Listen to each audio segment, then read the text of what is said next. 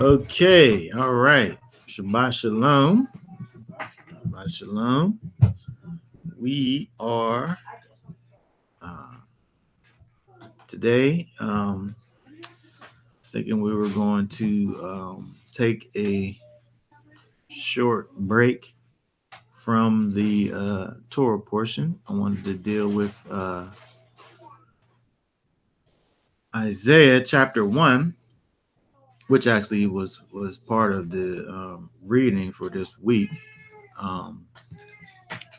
We'll catch up on Day of Arim next week.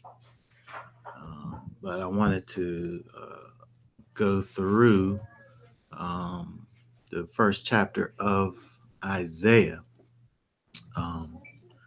today because within it, it seemed in terms of the time that we're in, it seemed relevant in terms of the times that we're in terms of the seasons. It was relevant, so I just wanted to kind of put the main focus. Let the main focus be on that for this week, and we'll come back to the Torah portion on next week. Yeah, I won't. Okay, so I wanted to just begin. We looked over in the book of James real quick, chapter 1, verse 27.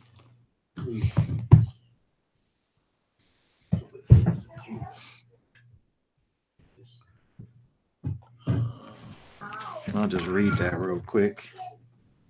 James chapter 1, verse 27 says, "Pure religion and undefiled before Elohim and the Father is this, to visit the fatherless and widows in their affliction, and to keep himself unspotted from the world."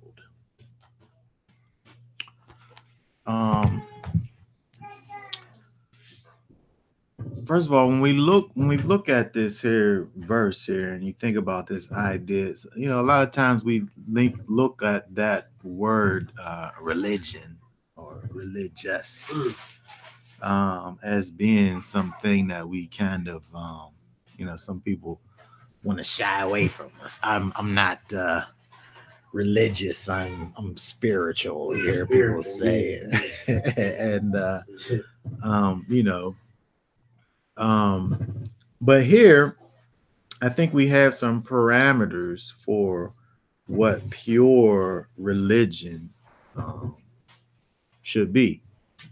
And it's interestingly enough, the thing that he's describing here, points us back to,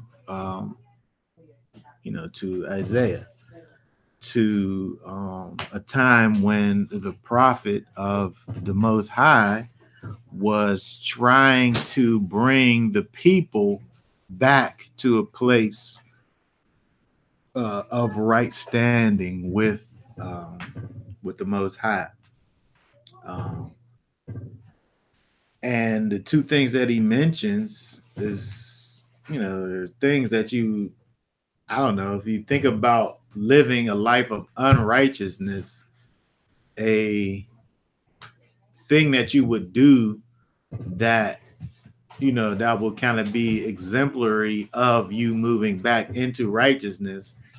I'm not sure that the first two things that I would think about would be dealing with the fatherless and the widows in their affliction.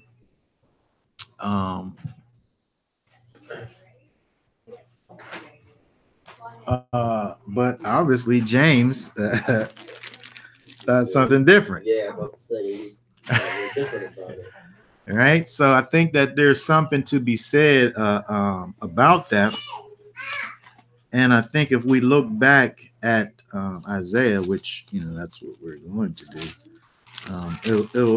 I think it can help us in terms of having a better understanding as to the what he's describing here. So let's go back. We're just going to read this kind of couple verses at a time.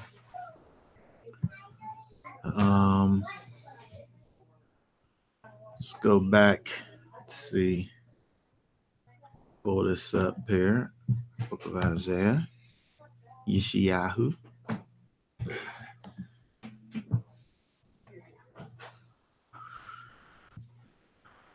Chapter 1. Let's just start off just by reading the first 2 verses here.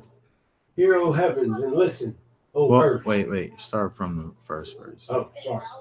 The visions of Yeshua, son of Amos, which he saw concerning Yehuda and Jerusalem in the days of Uzziah. Yotam, Oz, Hezqah, sovereign of Yehuda. Hear, O heavens, and listen, O earth, for Yahweh has spoken. I have reared and brought up children, but they have transgressed against me. Okay, that's good for right now. Okay, so first of all, we look at, this is again the Isaiah, the prophet speaking to the tribe of Yehuda, which was in a place of transgression. The people were in a place of iniquity, right? So just right off the bat, when you think about trying to see how something like this can, kind of relate to us in our lives in this time right now, right? We're in a time when there's more wickedness around than there is righteousness. We're in a place where we look around, we're people who should be living in a specific way, in a specific manner, are not really living up to their purpose.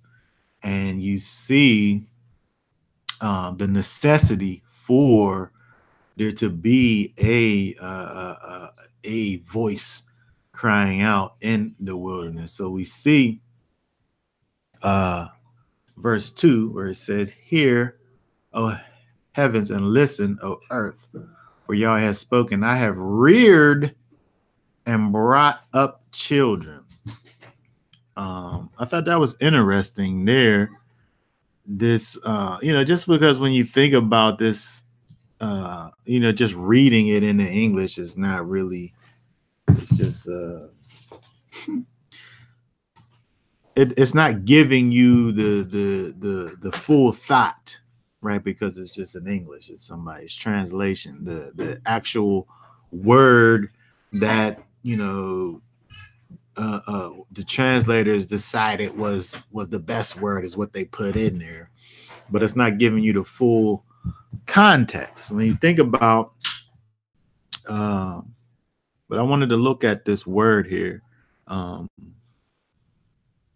have reared and brought up children, right? If we let's look at this real quick. First of all, Mommy. look at it from this. Just over this a bit. Switch it over to here. Okay. Okay, so the King James here says, "I have nourished." So even that's different from the scriptures version, had reared. This version says nourished. That word nourished is gadol, which is interesting because when you think about the word gadol, like big, like the high priest is gadol, right? As high. But that word gadol means what? To grow, to become great, important, promote, make powerful, praise, magnify, do great things. Here, let's look at this. And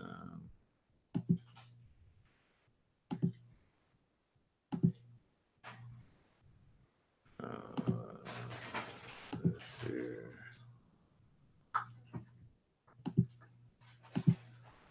What's it giving me to me in that for? And technical difficulties.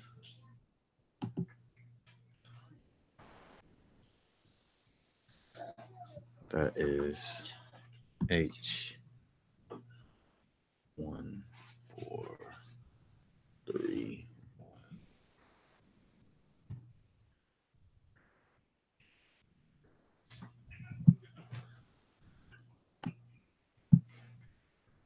Okay, this word gadol here, verb meaning to be great, make great, magnify, to grow. It refers to the natural process of a person's development, a child's growing up, right? I guess these are examples of this word gadol, which, you know, when you think about it, if you had any kind of you know, knowledge of the language, when it talks about the Kohen Gadol, the high priest, you know, you think about this word again as being like big or great, but we don't think about the process, or even the natural process that's involved. But it's a good way to think about, you know, the fullness of this word. And when you think about it in this way, in terms of especially those people who've had children and understand this process, you know, even if you go all the way back to the seed, right, to that 9-month process, as it, you know, goes from being this little single-celled organism to 9 months later, like being a full thing. Yeah. And then even beyond that, you know, growing up into adulthood, right? Growing up, you know, the process, right? So when you think about what is being said here, the idea of the Most High referring to, talking about Israel, seeing how it says, I have nourished and brought up children, right? He's talking about Israel. He's talking about specifically Judah here is being spoken to. You know, Judah is the one who he's referring to in terms of the one who has been nourished, the one who has been developed and grown into adulthood, right? He brought them up and brought up children.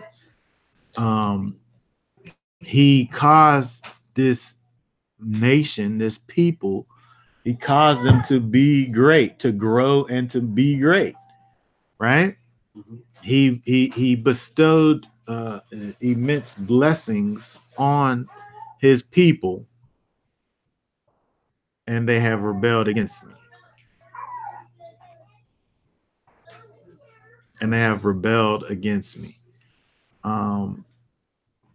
It's interesting when you think about, especially when you have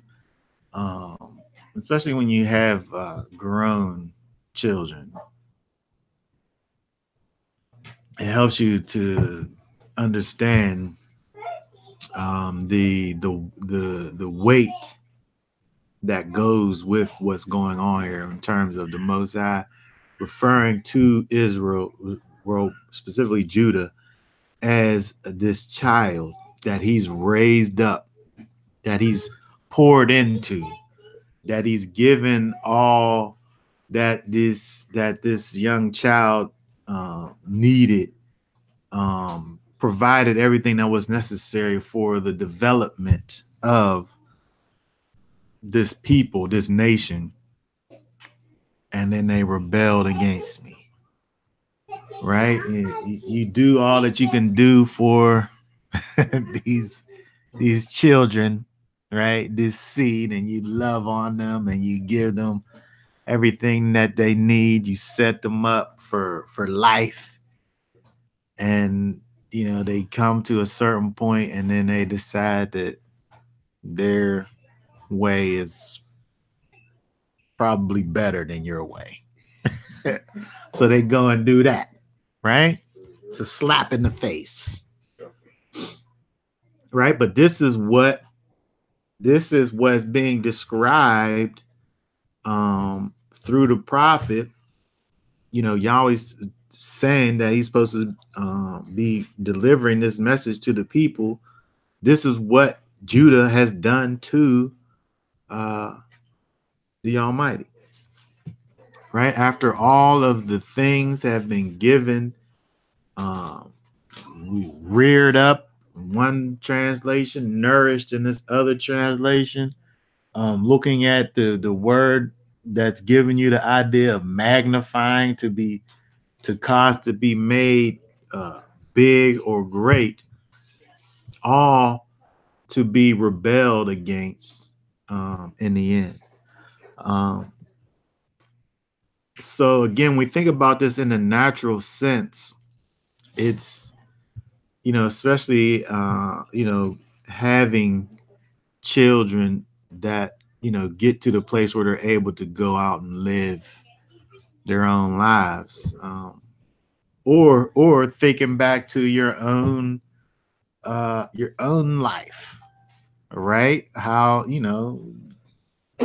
as a for me personally, as a young man, I was excited about getting away. Right? I couldn't wait.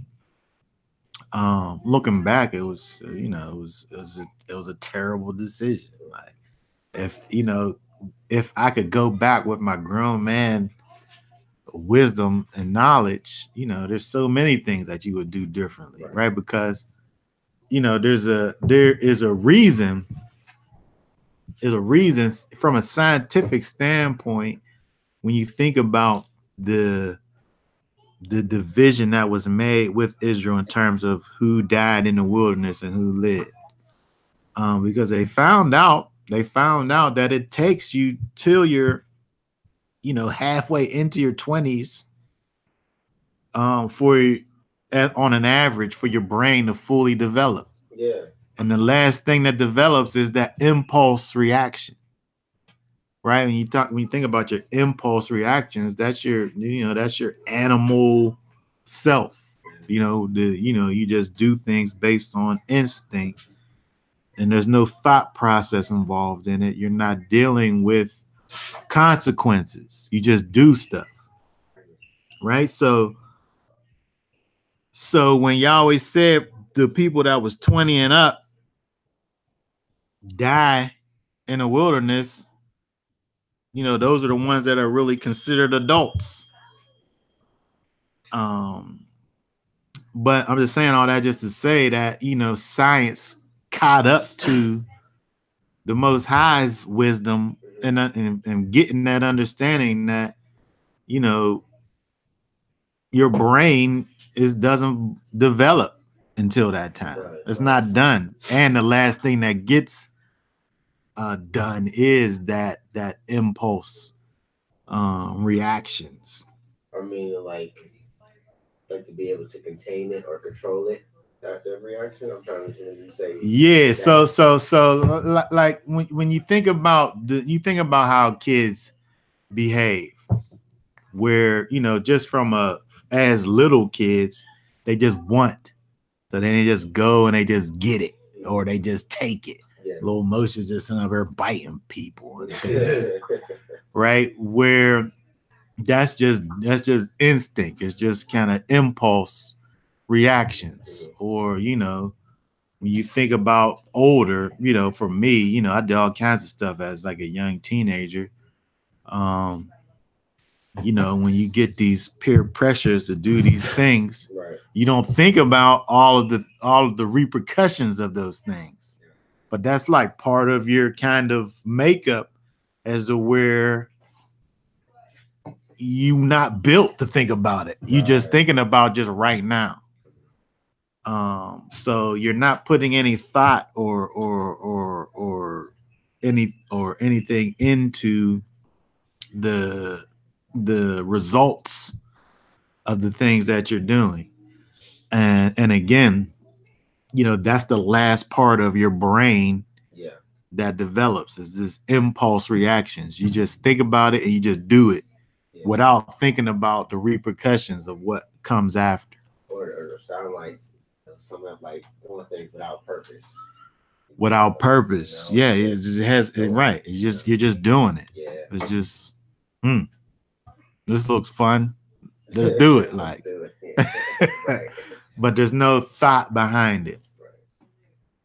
But again, when we look at this idea of being reared up, the Most High is dealing with the idea of bringing the people beyond this place into their fullness, but being rebelled against. And so then he goes on. Oh, well, rebelled. Let's see if this thing rebelled. This is what the people did, right? They rebelled. I don't know why it's going to this. Brown driver's brig. I mean, I like Brown's driver's brig, but it should go to whichever one I choose. Oh, they do got the brigs. Okay. I just downloaded the I think got some other piece that I downloaded. This might have been. I didn't know it integrated in this app though. But this word here is the word pasha. It's translated as rebelled here in this verse. But also when we see transgression is another word that is used.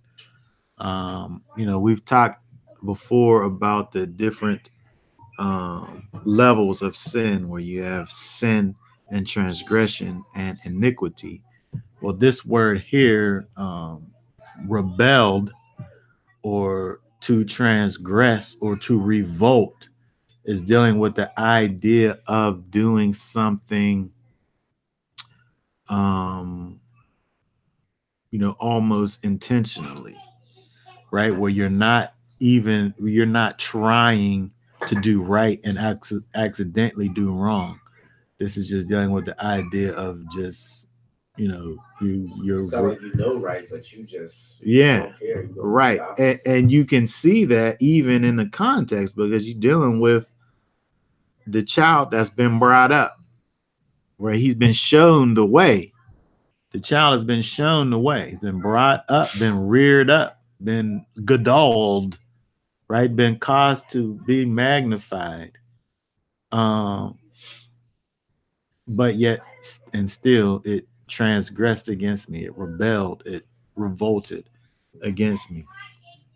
So then we see down in verse 3, we see like a little slight comparison that is given, right? Where it says in verse 3, the ox knows his owner, the ass his master's crib, but Israel doth not know, my people doth not consider.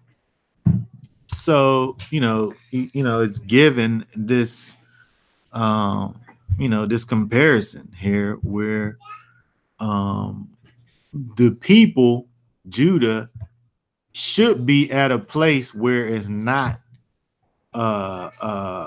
behaving in this manner, like unto an ox and his owner, right? The ox knows his owner, right? The ox knows who it is that feeds it, that takes it to the to the place where it gets its water and eats, and then it puts the yoke on them and it takes it off, right? It knows who the owner is, right? The donkey understands who its master. These animals are able to understand these simple, basic things, right? Even an animal could know,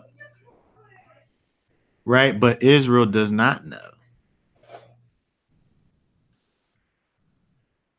my people do not understand. When we look at this word yada, which is to know, we see that in various contexts in terms of to know, to learn, to know, to perceive, to discern, to distinguish, to be able to distinguish, discriminate, to recognize, to acknowledge. It talks about to know a person carnally in terms of the consummation act. These are all things that we see in the word yada, which when you think about the ox, right? The ox yada is its owner, right? And the same thing with the donkey. But Israel is missing. And I want to just do this real quick. I want to show this. I've probably shown this before, but I want to show it again. Let me take this off of this here.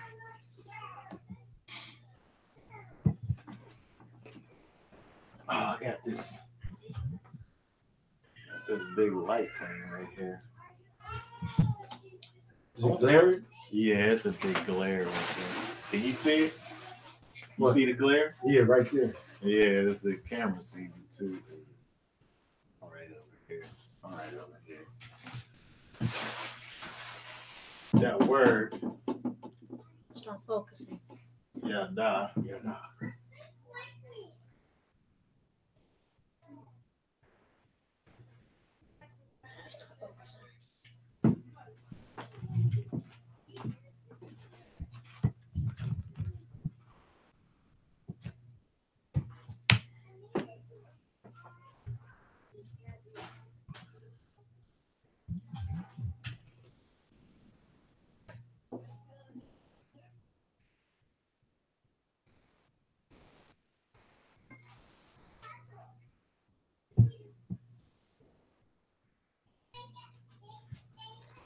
All right, so and then I guess I gotta make it really big so you can see it.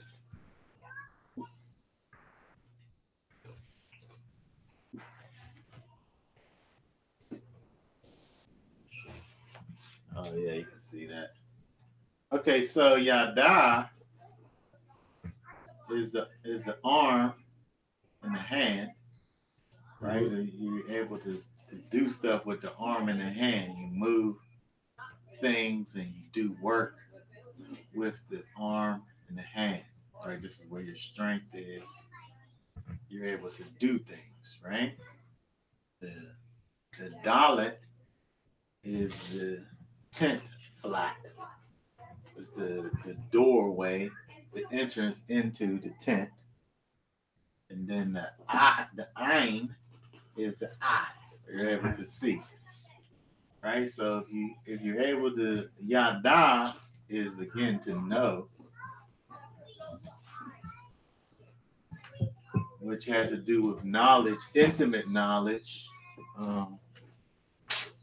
But when you look at the pictures, right, this arm can move the door flap out of the way so that you're able to see. Right? All of the things that cause there to be concealment or separation or, distinctions, blockages are able to be moved out the way by the arm and the hand so that you're able to see. Right? When we think about the idea of intimacy, that's what this is about, right? You're taking away all the blockages that come that cause you not to be able to relate to each other, right? You take those things and you move them out of the way so that you're able to see, right? So when we think about how we are to relate to the Most High, there shouldn't be things that are blocking our vision in terms of understanding who he is, understanding what he's able to do for us, what he has done for us. But when we look at Israel in this time, at that place, right? Israel, they didn't know, right? They didn't know Yahweh. When you think about what Yeshua says, you say that Matthew?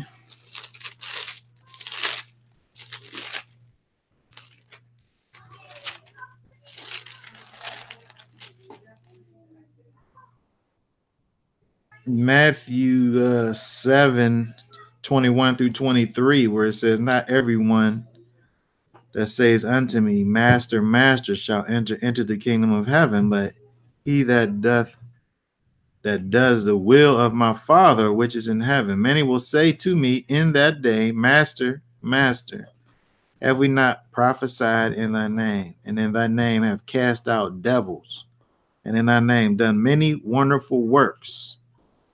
They did all these people did all these things to and for the Master. And then I will profess unto them, I never knew you. I never had an intimate relation with you. That thing that blocks me from seeing you and you from seeing me was never moved out of the way. Depart from me, you workers of iniquity. Now, when you think about it, that thing that's in the way most definitely is that iniquity. Right? That iniquity is that thing that's blocking in the relationship.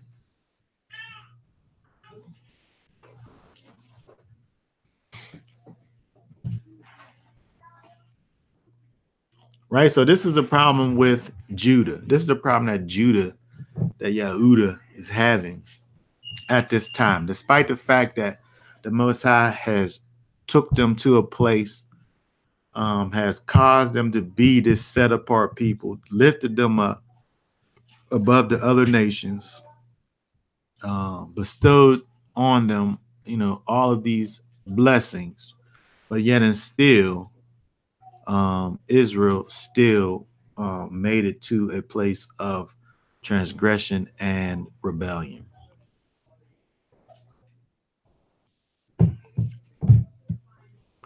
My people do not understand, it says there in verse, what is that? Verse 3.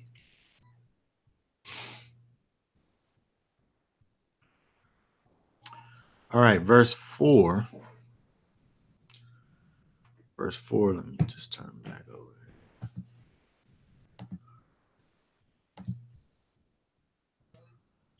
You gotta read verse 4 now. Yeah. Our sinful nation, a people laden with iniquity, a seed of evildoers, children that are corrupters.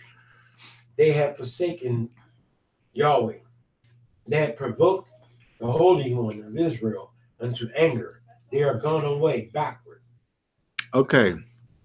So we see, as we go on, we see what we're able to see, I guess, when we think about the idea of not knowing Yahweh, when we think about the idea of what these pictures of knowing represent, we're able to see that sin, iniquity is, a big part of this. But then now, in the context, we're seeing it just spelled out for us, right?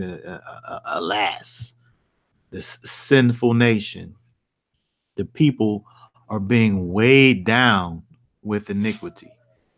This is interesting because when we think about the idea of being weighed down with iniquity, is the exact opposite of what it is that the Most High wants for us in terms of, us relating to each other.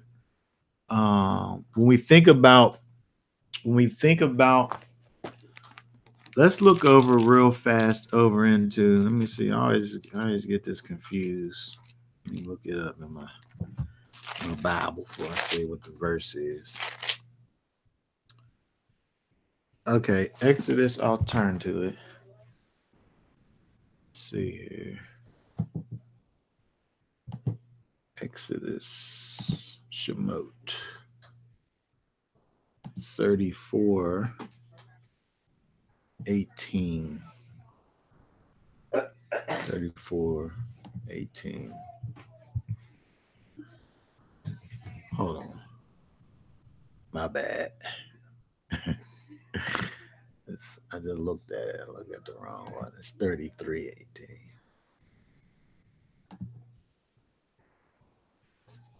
Okay.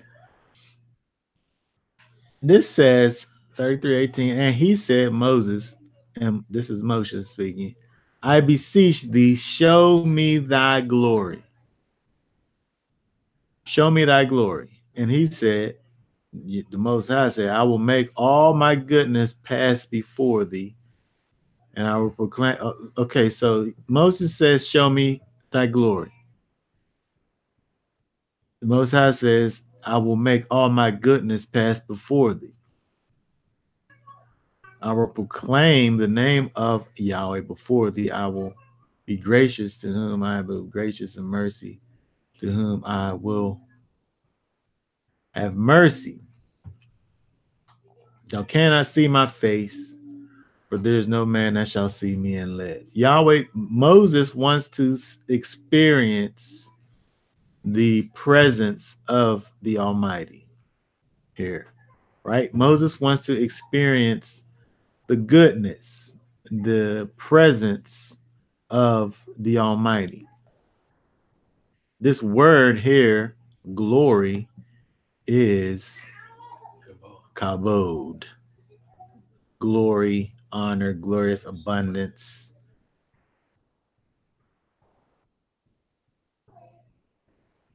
Also, in connection with this word, they're all connected. That's what it is. I didn't scroll down far enough. That's what's the problem. Okay, so if we look at this word here, right? Kavod properly means weight, but it's referring to the presence of Yahweh is weight, but it's also figuratively the splendor or gloriousness of a light. So you're thinking about heavy, weighty light. We don't think about light as having weight. It's just something that we could see, but it's not like it doesn't weigh anything. But this word kavod is this heavy, weighty presence, right? So dealing with the presence of the Almighty is like this thick, heavy gloriousness, splendor, right? So entering into the presence of the Almighty should be like this heavy goodness, right? That should be what we experience when we experience the Almighty. But on the flip side of that, we look over here and what we're looking at here in Isaiah chapter, what is that? Verse 4.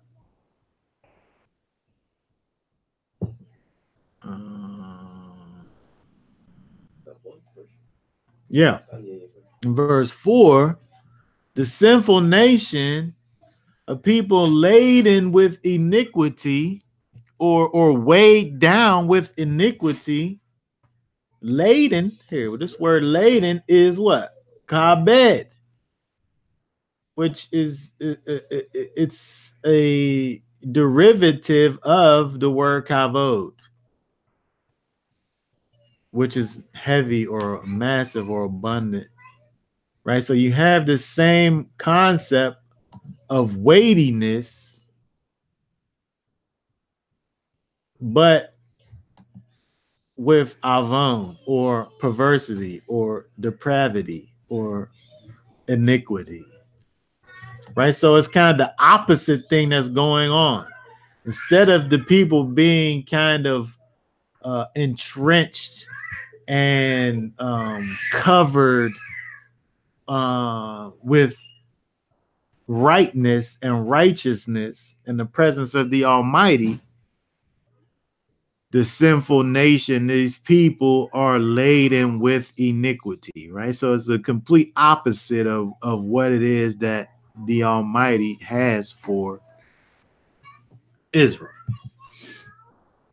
right? It's the total flip side of the coin, where we see this word, this kabed, which is, basically the same word as kavod, but in connection with iniquity, right? Total perversion, right? The epitome of sinfulness. When we talk about the idea of, before we saw up here where they, the people rebelled, right? This is the transgression, which is, that intentional sin, right? But then now when you're talking about the people being laden, kabed, avon, laden with iniquity, right? This is a continual, this is this is continually sinning on purpose, right? It's kind of the perpetual, continual state of being in sin. Kind of like what we just was looking at in Matthew. Workers of iniquity, workers of lawlessness, workers, people being in a constant state of sin, right? So this is the place of Judah at this time, right? This is where the people are when the Almighty is sending this prophet to speak to the people, where the people are totally laden with iniquity. So when we think about this, it's not hard for us to find a comparison in, where we are right now, right? It's easy for us to think about the people as a whole are laden with iniquity, right? Everywhere we turn, we got people sitting up here getting their little babies high. People just laden with iniquity. A seed of evildoers, children that are corrupters.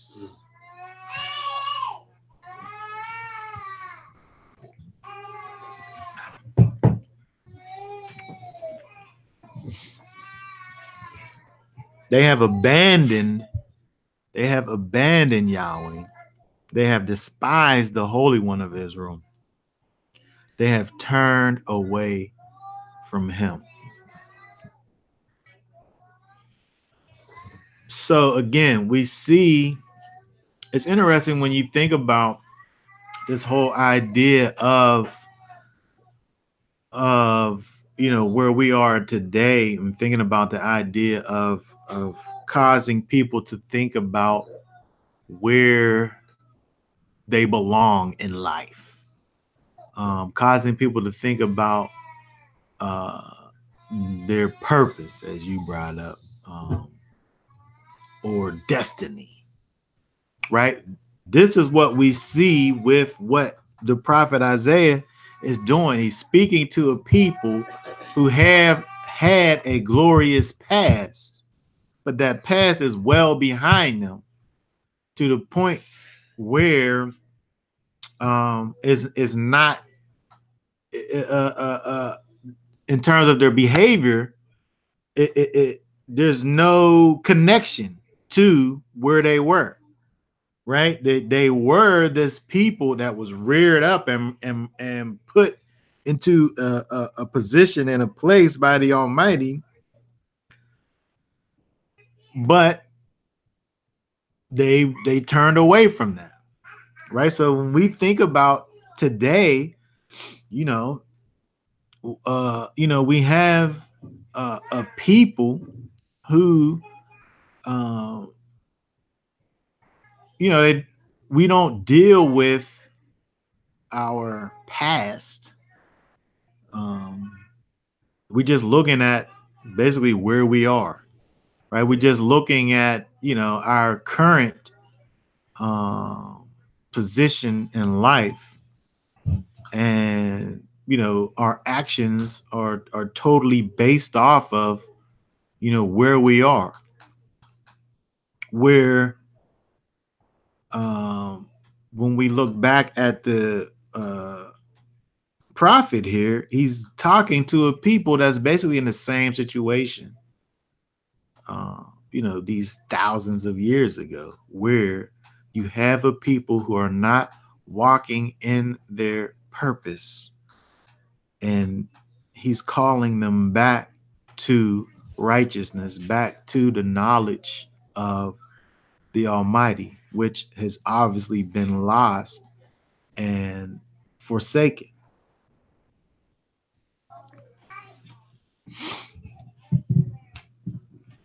We can take this first chapter of Isaiah and go stand somewhere and just read this to the people.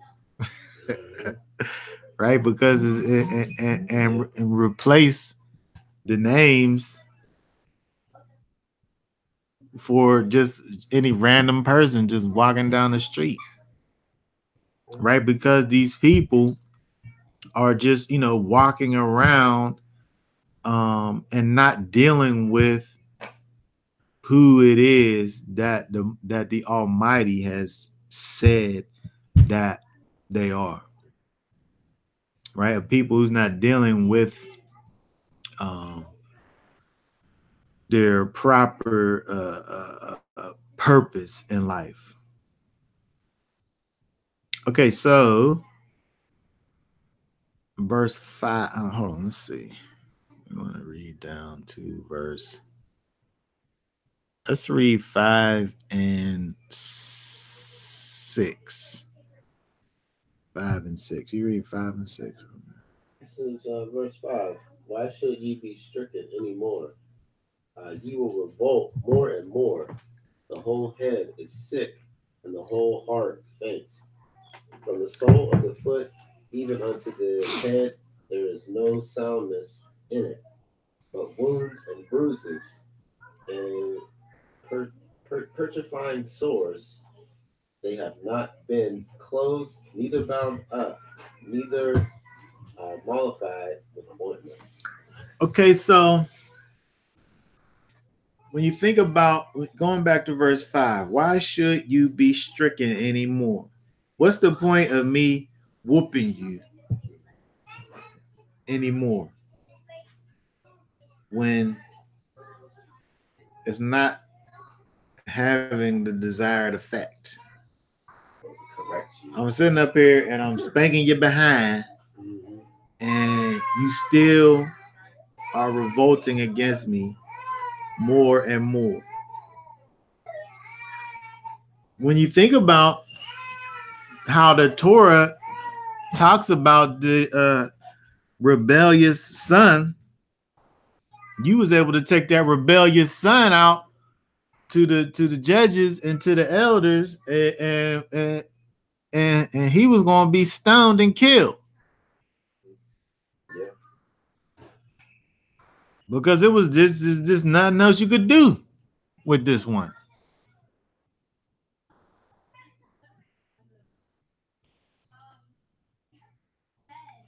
That's a statement itself, though. Just thinking, like, we go back to the story and you read, we were operating as we should have been, just the strictness of it, than the consequence. Mm-hmm. And to keep stuff in order, because those people will be made an example of what not to do, you know. Mm-hmm. And it's like, don't do that. And it's like, man, it's like even after those examples were still, then even up until this day, when we are treated a certain way or treat ourselves, each other a certain way, and still can't see or learn from our actions, and that there needs to be a change. I mean, it's deep. That's deep because, yeah, what you just said, you know, they take them out of the stone. If your child didn't go the right way because there was no hope at that point. You didn't know what was going to happen. You know? Right. So here we see Judah is being described as that child. Judah really is that rebellious son that just refuses just to be obedient. Right? Why should you be stricken anymore? I'm sitting up here, I'm giving you chance after chance. I'm bringing you correction, you know, which is the rod over and over again. And all you doing is just rebelling, revolting. What is that? Oh, that's another word. Sarah, apostasy, defection, turning aside.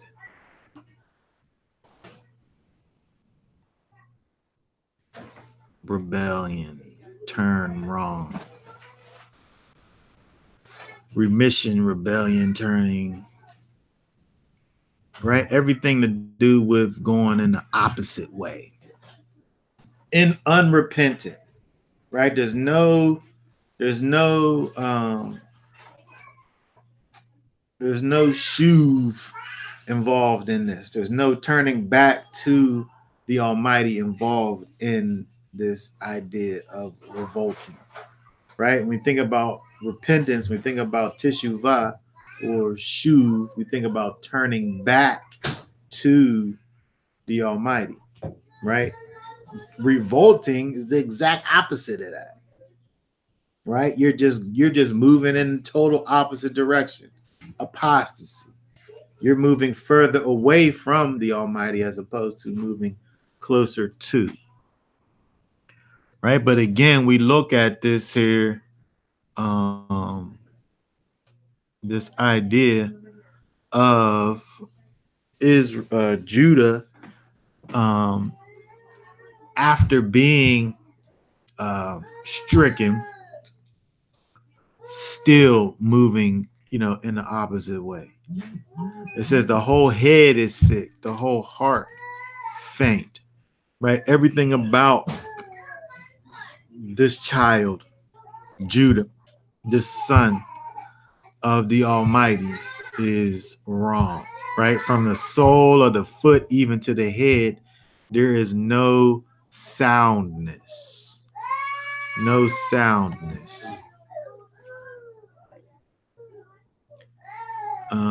It's interesting when you look at this word here that's translated as there is nothing sound, or there is no soundness. This is probably low, right?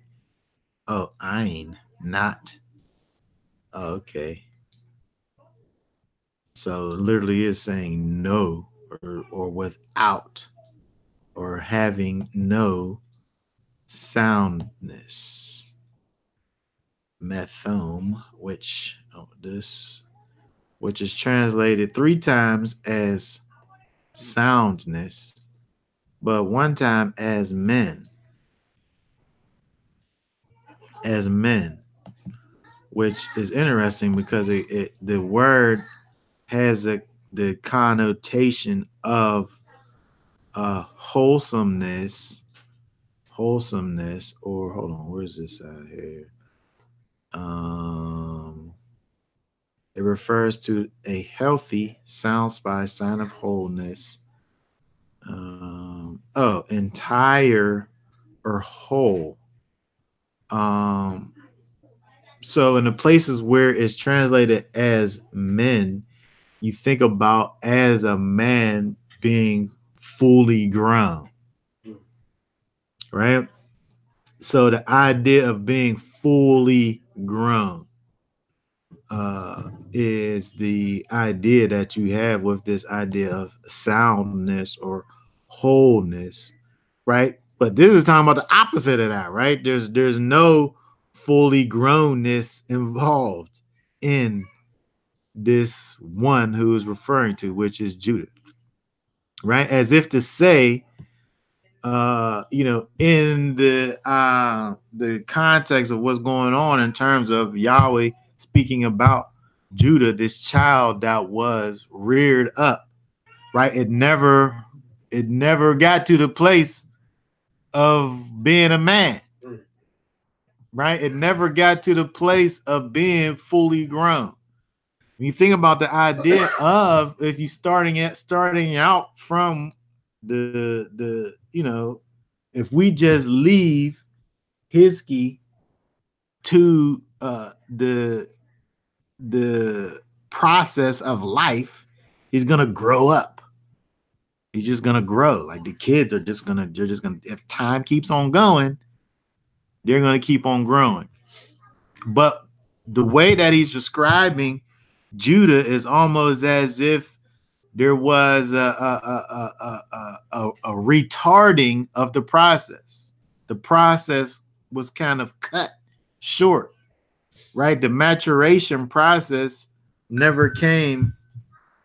It never came to its fullness. So when we look here at this, it as it's describing, it's pretty descriptive in the things that it's talking about in terms of, well, we see where there were the strikings and the beatings that were happening. But it says, hey, Shabbat Shalom. But the wounds and the bruises and the sores, they're just there, right? Nobody's putting any band-aids on it. Nobody's putting any oil or ointments on it. Nobody's treating it. It's just there's no care being taken in the healing process.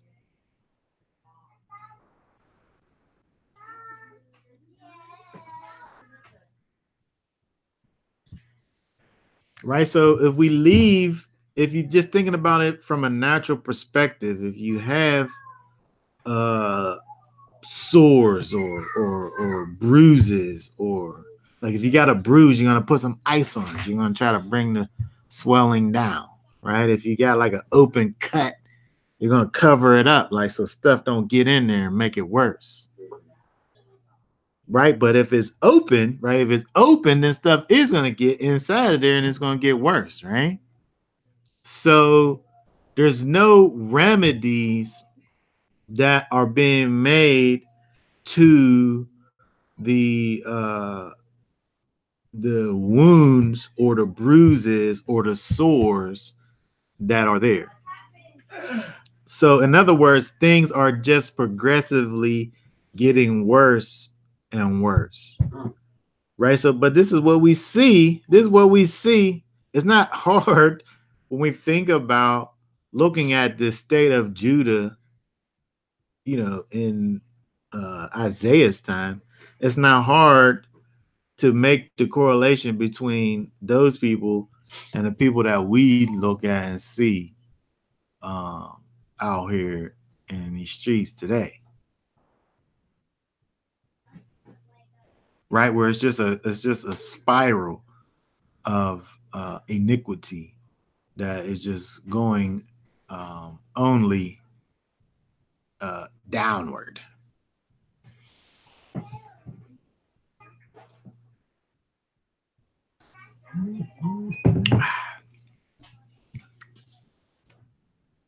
Okay, so there just don't seem to be any. Where's the good side of all of this, right? This is all pretty bad, isn't it? When you look at this, it's like where's the turnaround point? In this chapter, It might get there, but we ain't get there yet. You know what I mean? Okay, let's look at and again, when you're thinking about this, there's no you don't have to stretch to look and see, you know where we are today. We have a people where there's just is just kind of in a kind of a hopeless state. Okay, let's add verses 7 and 8 to the situation here. I'm gonna read it. Yeah, 7 and 8. Your country is desolate. Your cities are burned with fire. Your land, strangers devour it in your presence, and it is desolate, as overthrown by a stranger. And the daughter of Zion is left as a cottage in a vineyard, as a lodge in a garden of cucumbers, as a besieged city. Okay, good. So when we look at that, when we look at these verses here, we can see a kind of a correlation between what is talked about in Deuteronomy 28. We look over at Deuteronomy 28, verse 33. 28, verse 33.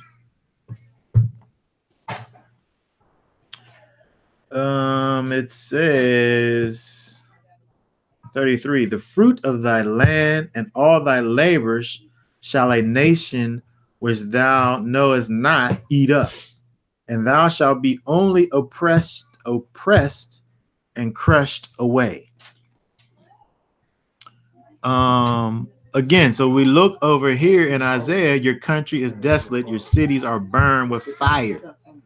Your land, strangers devour it in your presence, and it is desolate as overthrown by strangers. So the things that were said to happen to the people of Israel as a whole, Isaiah is describing as something that is their current situation in terms of being a people in a place that has been overtaken by strangers. But the reason being why?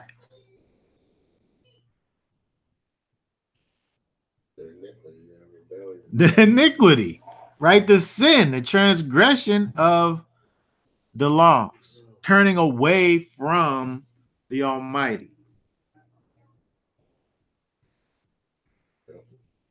So we can see at this time Isaiah talking to Judah about something that they was forewarned about in the Torah in Deuteronomy 28, and now it's coming to pass.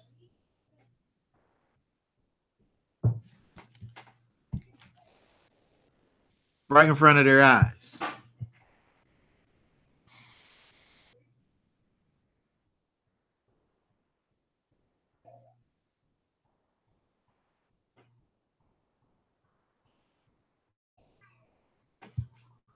What's 51 and 52 say? I'm still on Deuteronomy 28.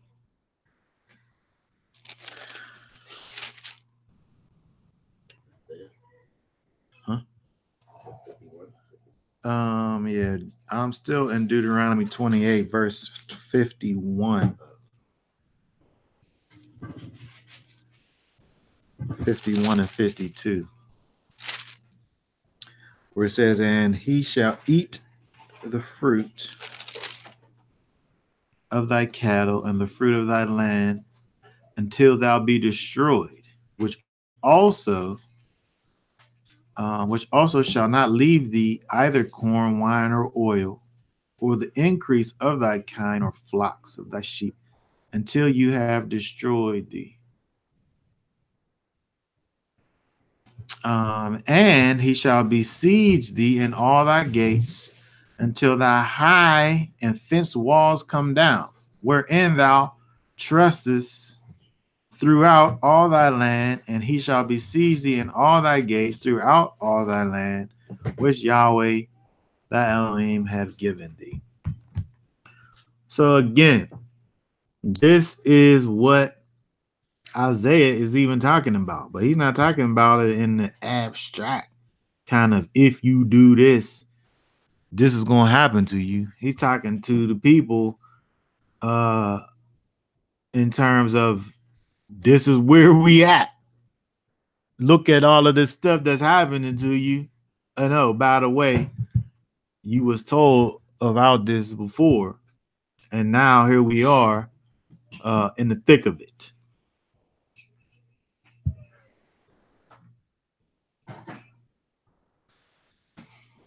In this besieged city. Okay. Let's look at 9 through let's see here, 9 through 15. Hold on, let me put this on another. Let me put this on this real quick. Yeah, because I know Hebrew things is messing me up with Greek sometimes. Okay, go from verse 9 down to verse 15. Unless Yahweh of hosts had left to us a small remnant, we would have become like Sodom. We would have been made like Amorah. Hear the word of Yahweh, you rulers of Sodom. Give ear to the Torah of your Elohim, you people of Amorah. Of what use to me are your many slaughterings, declares Yahweh. I've had enough of the sending offerings of rams and the fat of fed beasts. I do not delight in the blood of bulls or of lambs and goats. When you come to appear before me, who has required this from your hand to trample my courtyards? Stop bringing futile offerings, incense. It is an abomination to me. New moons, Sabbath, the calling of gatherings, I'm unable to bear unrighteousness and assembly. My being hates your new moons and your appointed times. They are a trouble to me. I am weary of bearing them. And when you spread out your hand, I hide my eyes from you. Even though you make many prayers, I do not hear. Your hands have become filled with blood. Okay, so we go all the way back, right, to verse 9, where we picked up again at, where it talks about what, unless Yahweh of hosts had left us a few survivors, we would be like Sodom. We would be like Gomorrah. When we think about Sodom and Gomorrah, right, those people was utterly destroyed, right? So when we think about the idea of these few survivors, you think about the idea, the remnant, those that are actually trying to live towards for the Almighty, right? He left a hope for the people as a whole. You know, Isaiah is there, hearing from Yahweh, speaking the words of Yahweh to the people.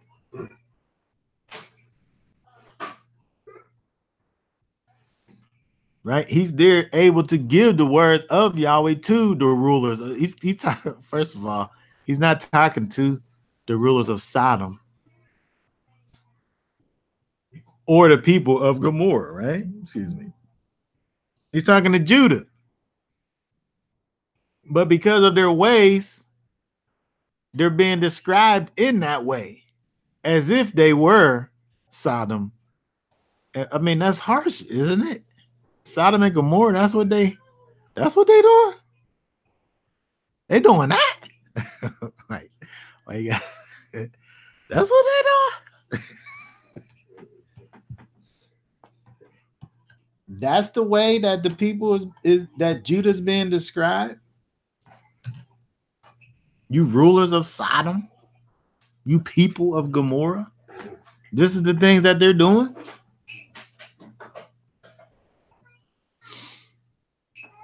I don't think that it's just hyperbole. I don't think that it's just, just exaggeration. These people doing all kinds of wickedness. This is why, just as a whole, why this thing is being just spelled out like this. In terms of, when it talks about these wounds and these bruises, they've been getting some spankings over time. For what? For iniquity, right? For transgression. And now it's getting to the place where they just gonna get, be into one of these captivity situations, just totally taken over.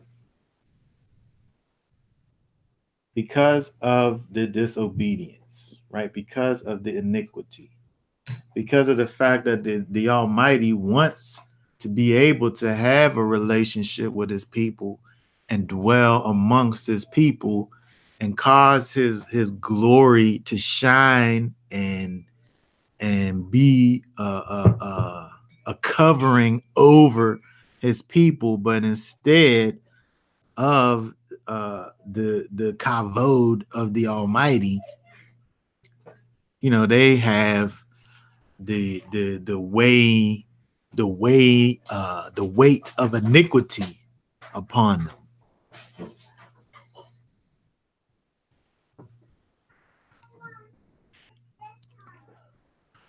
But it's interesting when we get down here and looking at verse 11, where you still have Israel doing things unto Yahweh. In spite of all of the whatever it is that the people was doing, whatever those things were, those things that caused the Almighty to refer to them as Sodom and Gomorrah.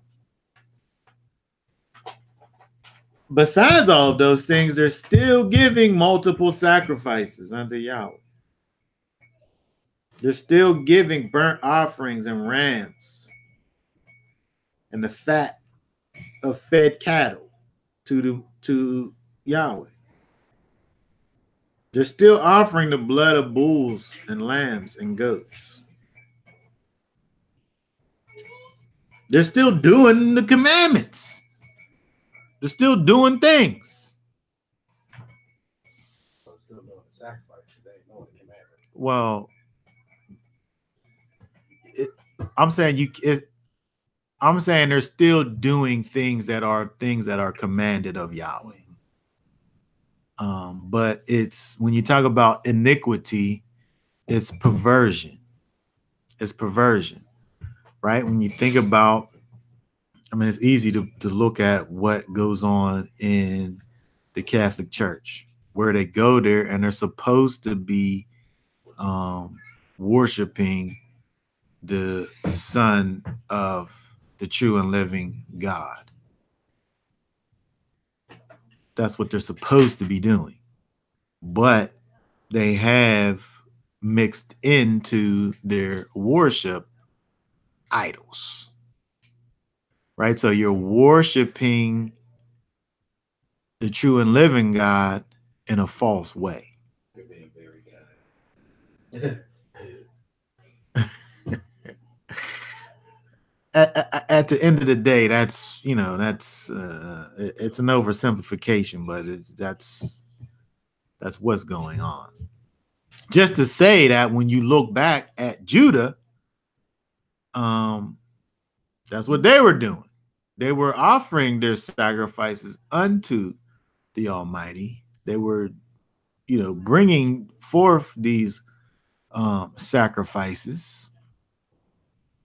They were acknowledging the set apart times, the new moons and the Sabbaths, and the calling of assemblies. But verse 13 says, bring your worthless offerings no longer. Mm. Right? Incense is an abomination to me. Right? 14 says, I hate your new moon festivals and your appointed feasts. They have become a burden to me. I'm weary of bearing them. When you spread out your hands in prayer, I'll hide my eyes from you. Even though you saying all kinds of prayers.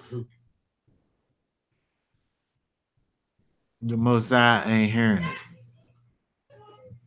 I will not listen, it says. I will not listen. He don't hear the prayers of these wicked people. I mean, even his beloved people, right? When you in wickedness, he said, I will hide my eyes from you.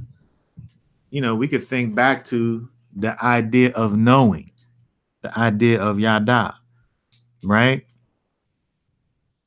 That's a perfect example of not knowing. We look at the arm and the door and the eye. There's, in terms of these people offering up these sacrifices in the midst of their wickedness, the Most High says he's not looking at, he's hiding, in fact, his eye from you. He's not allowing for the thing that is in between your strength and his view of you to be removed, which is that door flap, right? Because of sin. Now, what we can't do, what we see people do is say, well, when I look at Isaiah, the first chapter, Yahweh hates the Sabbath now.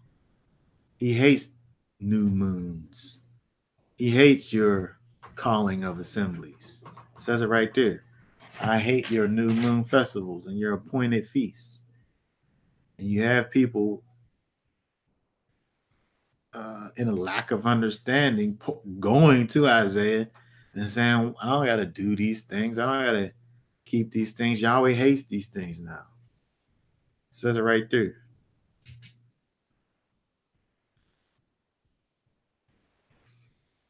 What's the problem with that thought process? I wonder. Question mark. All the context is obvious. He hates them because of the wickedness, because of the blood on their hands and iniquity.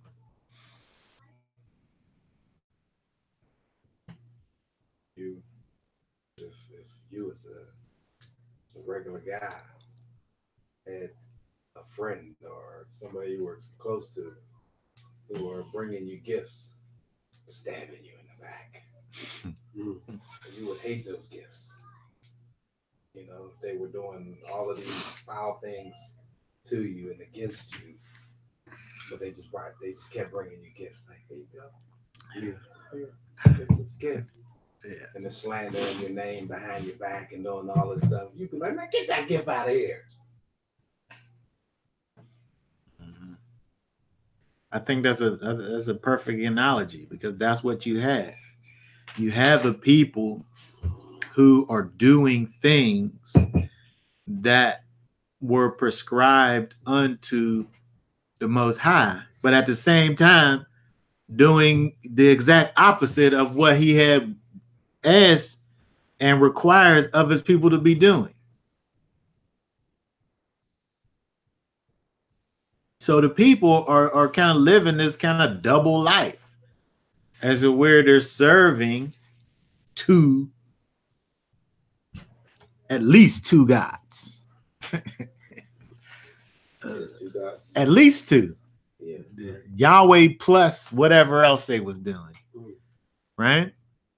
They're serving these other deities, which is causing them to do these things that are contrary to what the Almighty is, it requires of the people. I think that they weren't serving Yahweh at all. I think they were going through the motions for the look of things. So they were doing things just to keep up the image of, but in their hearts, their Yahweh wasn't in their hearts. Well, that's exactly what they was doing. It was fruitless works that they were doing just to say, well, this is what we do. We're the high priest. Right. We do these things. These are the things that are associated with us. We do these things. So, it was their lifestyle to go ahead and do these things, to bring these offerings. That was what they did. And these offices had power connected to them. And these became, the power positions. But I think the main thing was I would say the main thing would have been the idea of just going through these things without there being without, as you said, the heart being attached to it, where it's just these things that you're doing. Because if the heart's attached, then it goes beyond these things that you're doing. You're doing these things unto Yahweh, and not just as things, just kind of going through the motions. There's no purpose for where it's going. Like, we're back to this word again. Purpose. It's like the culture, like when we, for instance, we born here, we don't got no knowledge, we do all these wicked holidays and all that. We don't know, we born into it. Mm-hmm. We think the purpose of what they tell us, but we go through it till you gotta come back and then find the right way and get a purpose of. Me personally, I'm like, what's the reason for Easter, or what's the reason? It's like we do all this stuff for a reason. Everything's for a reason, and it seems like you get disconnected. Just do it because either everybody else do it, and I mean, even thinking about it from a negative perspective, when you think about this country that we live in and how we have these Christmas and Easter, for instance, where it's this thing that we do in this Western culture, where the people have to be reminded of putting Christ in Christmas, right? It's just this thing that you do, right? Where it's just a thing that's connected with the culture that you're living in, and you just do these things where the root of it is not connected to it. Easter is, I'm just saying, the thought process of Easter being this thing that's supposed to be this thing that's connected with the resurrection of Messiah. In the culture that we live in, it's about Easter eggs and bunnies and chocolates. And, you know what I mean? It's just a thing that's done where it's an error. It's an error at its root. But even in that, it's totally disconnected from the thing that is even supposed to be connected to. Where I can see where the people are just doing things. They're just doing things. It's part of their culture. They're just going through the motions. Yet and still, they're allowing all these other added things to creep in and kind of taint the waters of things, where it pulls away from the whole reason why these things are supposed to be done. It's an act of these. When you talk about offerings and sacrifices and these holy times and set apart times, is about worship and relationship with the Almighty. Where if all it is just you doing these things, it's not even connected, right? It kind of just even goes back to, when we looked at Yeshua talking to these people who were doing all of these things for Messiah. Yeah, I was out casting out devils, and I was doing all of these things, right? But Messiah says, I never knew you.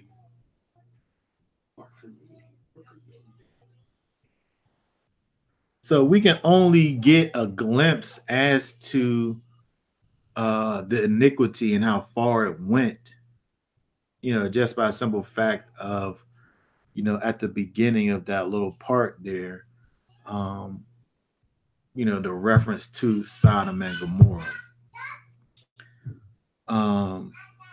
But again, like was brought out in terms of the reason behind the dismissal of the actions, the dismissal of all of these things that can be connected to righteousness. In the context, it's in wickedness, right? It's being done by those that are walking in unrighteousness. So it doesn't matter. It doesn't matter that you do things outside of a relationship with the Almighty. When we look at these verses, that's what we see. That's the example that we see, that it is impossible for you to do things unto Yahweh and not be living a life unto Yahweh. That second part of verse 13 says, I cannot endure iniquity and the solemn assembly. Those two things, they don't work together, right? I cannot endure, I'm unable to bear unrighteousness and assembly.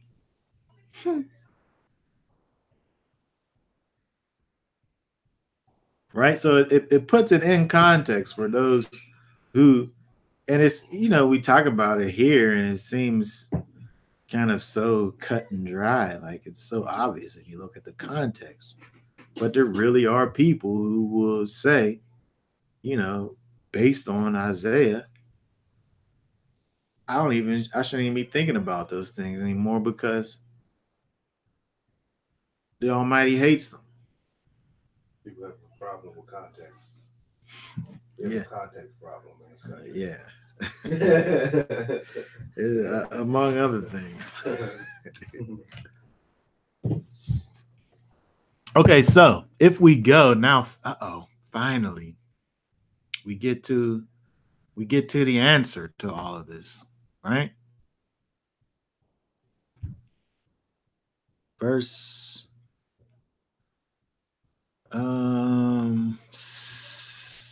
16 and 17. Read 16 and 17. Huh? 16 and 17. Wash yourselves, make yourselves clean. Put away the evils of your doings from before my eyes. Stop doing evil. Learn to do good. Seek right ruling. reprove the oppressor, defend the fearless, fatherless, plead the whip for the widow. Okay, now, right. So we see in this whole chapter how it is that the Most High is looking at Judah in terms of him putting them in a particular position, situation, and the people turning away from that, and all of the iniquity that the people were in, kind of the seemingly hopeless and helpless situation that the people were in as a result of their turning away from the Father. But then we see in verse 16, it says, wash yourselves, make yourselves clean, put away the evil doings from before my eyes stop doing evil. So washing yourself implies that they was dirty. They was absolutely dirty, right? Doing a lot of dirt. Dirty, doing a lot of dirt. Now, when you look at this, for me, this directs me to the new covenant, because the whole problem with the people is that their people are humans. The people are human beings. That's the problem. That's the problem. So it's impossible. It's impossible for these people to be able to be. It's interesting when you look at the way that this even begins in terms of the Almighty referring to Judah as this child that he reared up, but because it causes us to think about our natural process. And it's, it's not a blanket thing. Some kids just grow up and are perfect, right? But most kids grow up and think that they're able to do things on their own and forsake the wisdom that's handed to them, and go out and try to figure it out themselves. And then once they've done that, then they realize that their parents wasn't lying to them all of this time. And sometimes they come back and say, she was right. Yep. But when the Most High begins speaking about Judah in this way, it automatically causes you to be able to think about this in a natural sense, in terms of the fact that's what happens, because that's what humans do. And so when we see this cycle, this process that Israel's doing, the firstborn of the Almighty, it's easy for us to see that correlation, that connection. So again, when you think about this idea of the command that's going forth to wash yourselves, make yourselves clean, what is that even talking about? You know what I mean? So the people are now responsible now to clean themselves up? I want to take this wicked person. Hebrew word for wash. Let's see. While you look that up, I was having a conversation with someone talking about Yeshua when he healed people, right? Mm-hmm. Or when he did something, whatever it might have been, what did he always tell them? Sin no more. Mm-hmm. And so that implies that he was telling them to, keep it clean. Yeah. He wasn't like, all you got to do is pray to me and believe, and you're good to go. No, he told them to sin no more. This word here, wash, is rakats. To wash, wash off, wash away, bathe, wash. Rakats. It's translated as wash, bathe, washed, washing.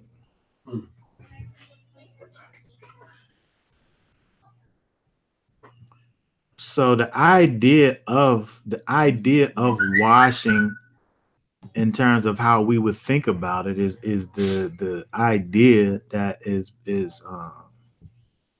being brought forth.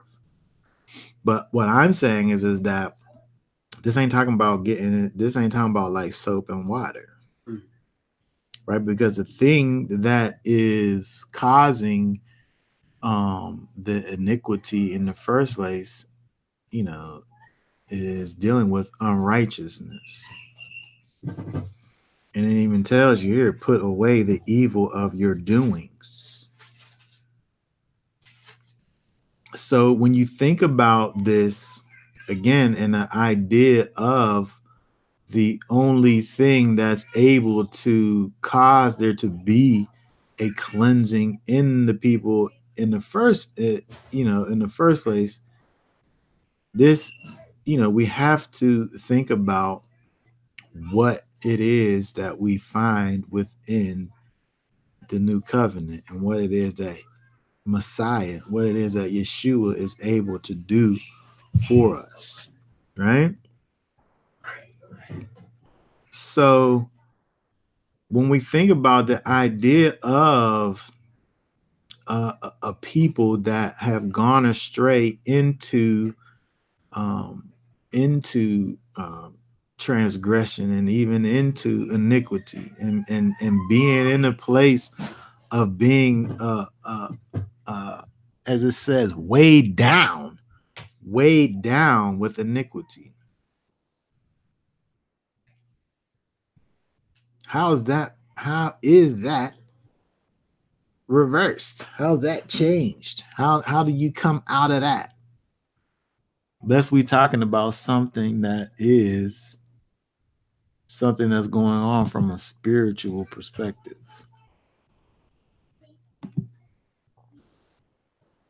I got one real quick. This is Jeremiah 4:14. A little precept for What I say? With that. Hold on. What is it? Hold on, let me get to Jeremiah what? 4:14. O Jerusalem, wash thine heart from wickedness, that thou mayest be saved. How long shall thy pain thoughts lodge within me? Mm-hmm. What's the thing that's being washed here? Is the lave, the heart, right? The inner man, the mind, the will, the understanding, the inner part. That's the thing that needs to be washed, right? Mm-hmm. The wickedness is just a manifestation of your heart. Yeshua said that the out of the abundance of the heart does the mouth speak. Right? The thing that overflows out of your heart is the thing that dribbles out of your mouth. Right? So that's the part that needs to be washed.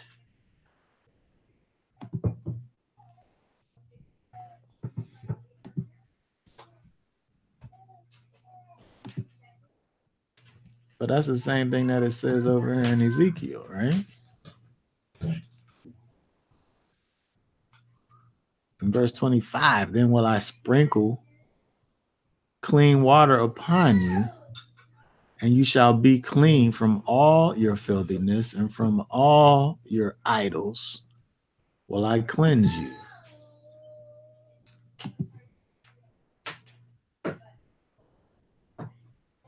Oh, and then now we back to this lave again, right? This is the thing that's being cleansed. It's that heart, right? And that spirit, that ruach that's going to be put in you, and taking away that stony heart of flesh and giving you a new heart. Stony heart, heart of stone, and giving you a new heart of flesh. Right? Putting that spirit in you, causing you to walk in the statutes and in the judgments and doing them. Right? So the way the problem is that you got a wicked heart to begin with. That heart needs to be cleansed and washed, right? And you need a new, so but the the thing is that you can't just wash the wicked heart and then that be the end of it. You can't just take that wicked heart and just wash it and then that's it. That old thing, washed or unwashed, needs to be taken out. Right? It needs to be renewed. It needs to be refreshed. You need that spiritual heart transplant to take place. You need that new heart. New heart. You need that Hadash heart. Right? The old heart is wicked. So when we look back at this whole idea of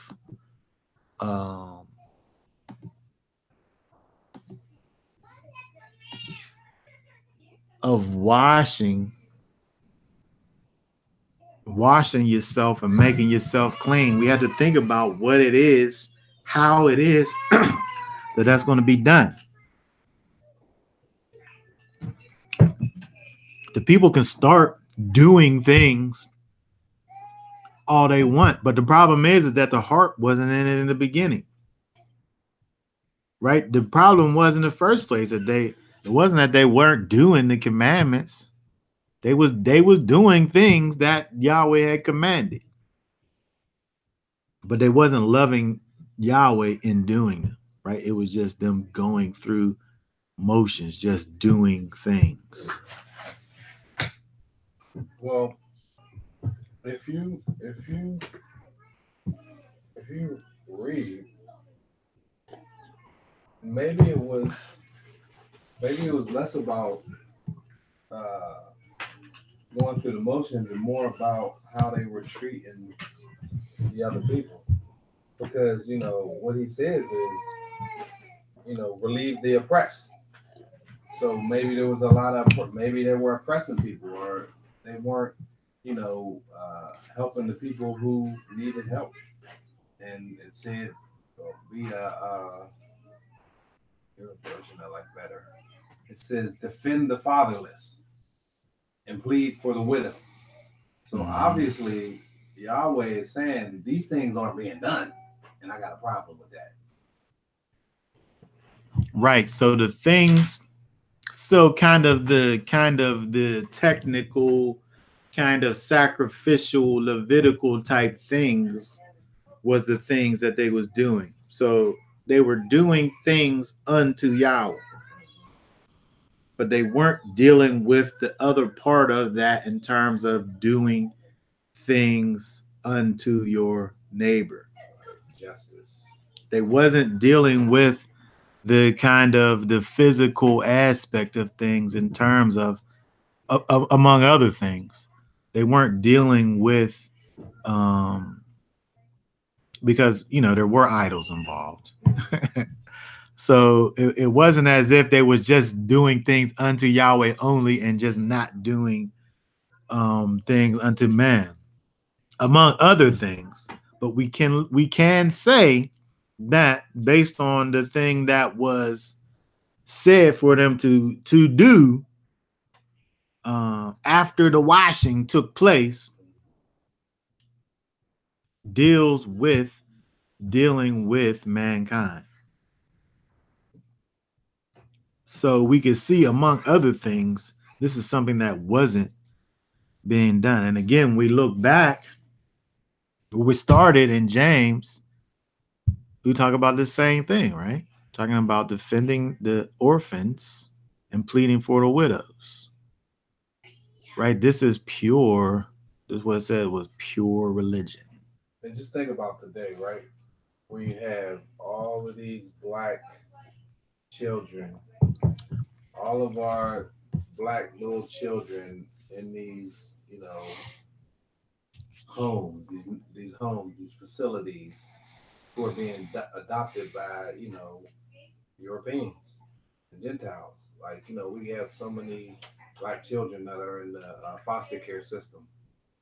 And are we, doing all we can to make sure them children are being taken care of? You know what I mean? I think it's still going on to this day. Or we're neglecting the fatherless. And then we have a lot of old people in the community. Are we helping them out? Cutting their grass? We doing, you know what I'm saying? Coming to the need of the widow. So, I ain't gonna say I ain't doing, hey, I ain't cutting no grass. But I could be, you know what I mean? And so maybe these are some things we need to think about even to this day. Well, I would say that maybe is the wrong word. I say we just take the maybe out. Trying to leave a loophole, right? Well, we gotta leave the maybe out and just get at the part of that's what we need to be doing. Because again, when we think about where we began in terms of James describing what pure religion is, the thing that he brings up first is defending the fatherless, defending the orphans, and pleading for the widow.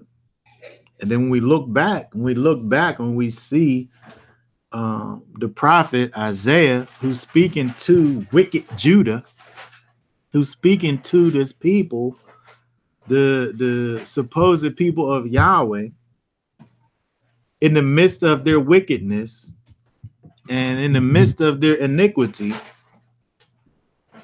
when he says to them, when he gets to the correction part, and when he gets to the part of turning back towards the Most High, he says, learn to do good, seek right ruling, reprove the oppressor, defend the fatherless, plead for the widow.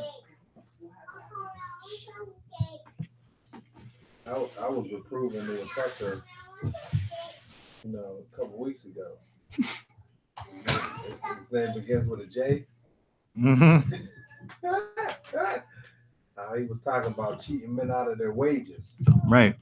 You know what I mean? Yeah. And he, he took offense to that. You know what I mean? And was, start calling me names, and he confessed that he was hurt about what I said. I said, hey, we'll just do what's right. Yeah. You know what I mean? Do what's right. I ain't calling you out of your name or nothing. I'm saying, like, don't rob your workers. Don't do that. Mm-hmm. And this is part of moving in the direction of righteousness. He's not just saying, okay, just stop doing bad stuff. Just wash your wicked heart and stop being evil. Well, he's bringing it back to, again, the process upon which this end is met. But you have to actually learn. You have to actually learn to do good, right? Because again, when we gave the example of how we get into these traditions and just do things, don't have the backstory necessarily. We're just living in a way where we could get to a place where we say that we're just supposed to be doing this. We're supposed to be keeping the Sabbath. We're supposed to be keeping the feast days. We're supposed to be eating a certain kind of a way, and we're just doing these things. Yeah. But what about the heart of the matter? That really is just, Yeshua said, if you love me, if you have an intimate relation, if you know who I am, if you have an intimate relationship with me, then you'll keep my commandments. Not if you keep my commandments, then you could love me. Right. If you love me, if we have an intimate relationship with each other, the result of that is that you will keep my commandments. So there has to be the relationship part with the Father is the primary thing. That's the primary thing. Not doing the things, because you can do the things and have other things added on to those things, where he's the Most High is looking at your things that you're doing and calling it wicked and hating those things because there's no connection to him first. And so when we look over here at verse 17, where it's talking about the answer to actually learn to do good. So it becomes necessary to actually become acquainted with who it is you're serving, and not just going and doing things, disconnected from him. When we look at this word learn, that word is lamad, right? To learn, teach, exercise in, to be taught, trained. Yeah. Right? When you think about a training process, right? You think about like the military, you got a basic training, right? You got to, they want to break that person all the way down and then build them back up again. Right? So when you think about learning and teaching, right, there's unlearning that's involved in learning. Yeah. You got to learn how to not do the wrong thing that you've been doing, and learn the actual right thing that you haven't been doing. Lamad.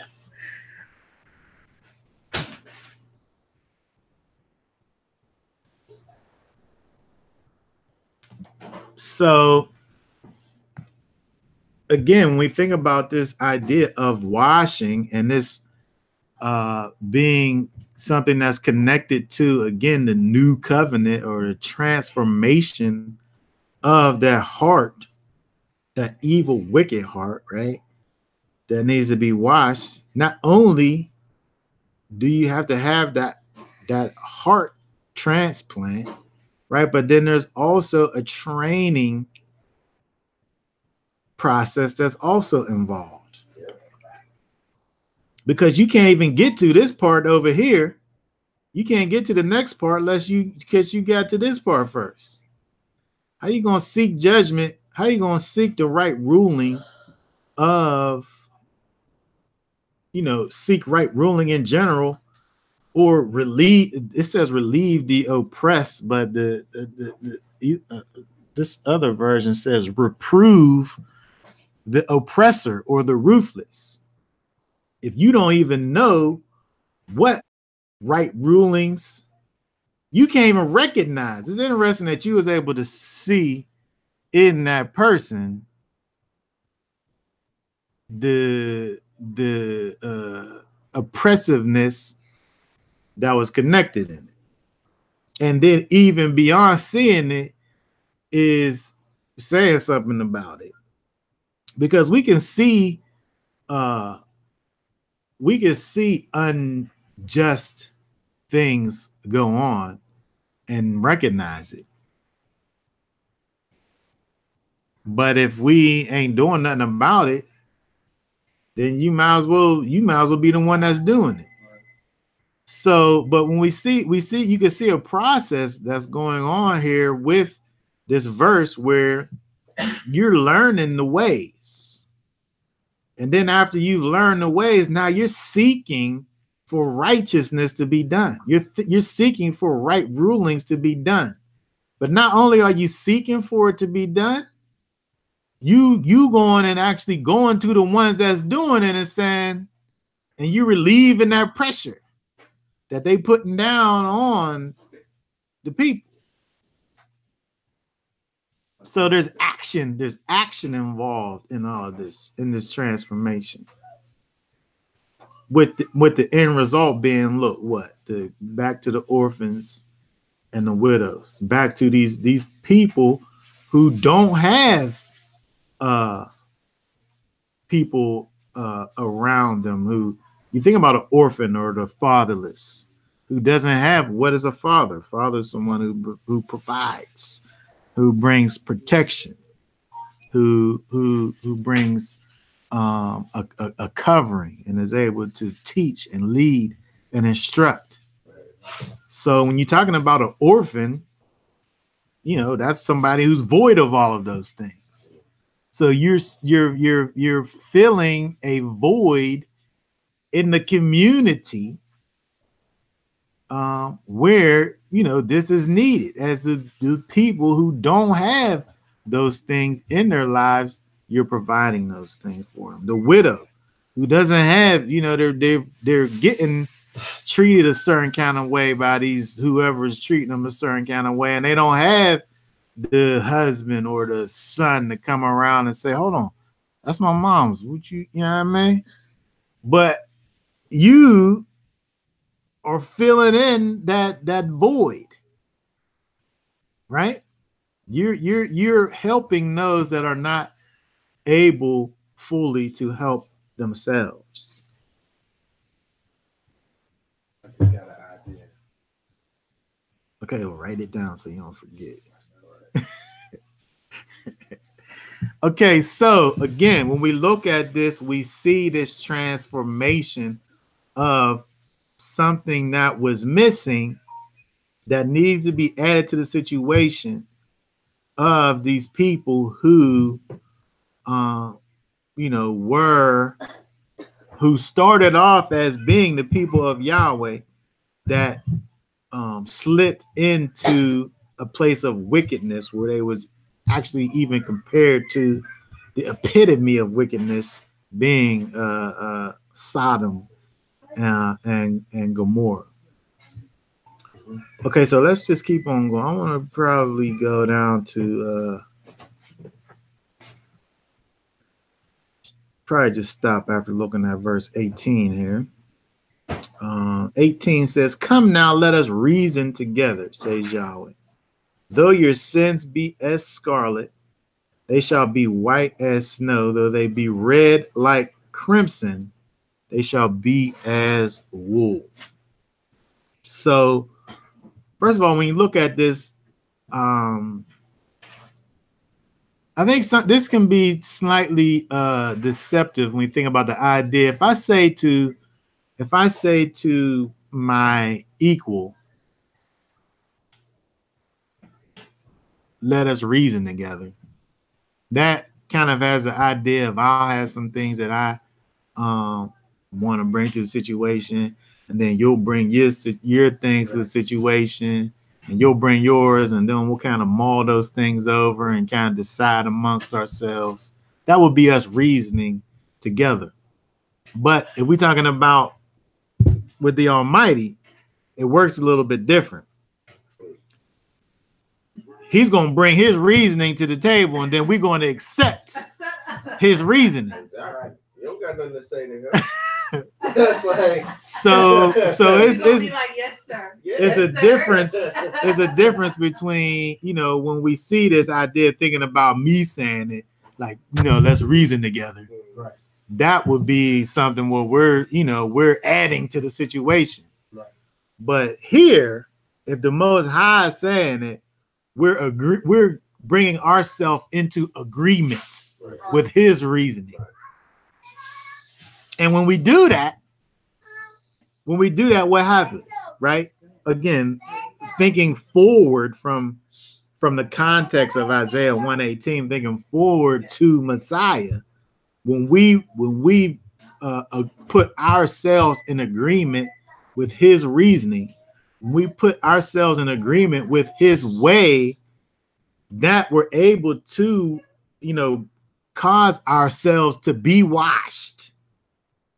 We're speaking about Yeshua. Mm-hmm. Yeshua is the one who's able to get that blood stain out of that white linen. Right. Right? Because you're thinking about really something is an impossibility. When you get that blood and that white linen, that junk ain't coming out. Right.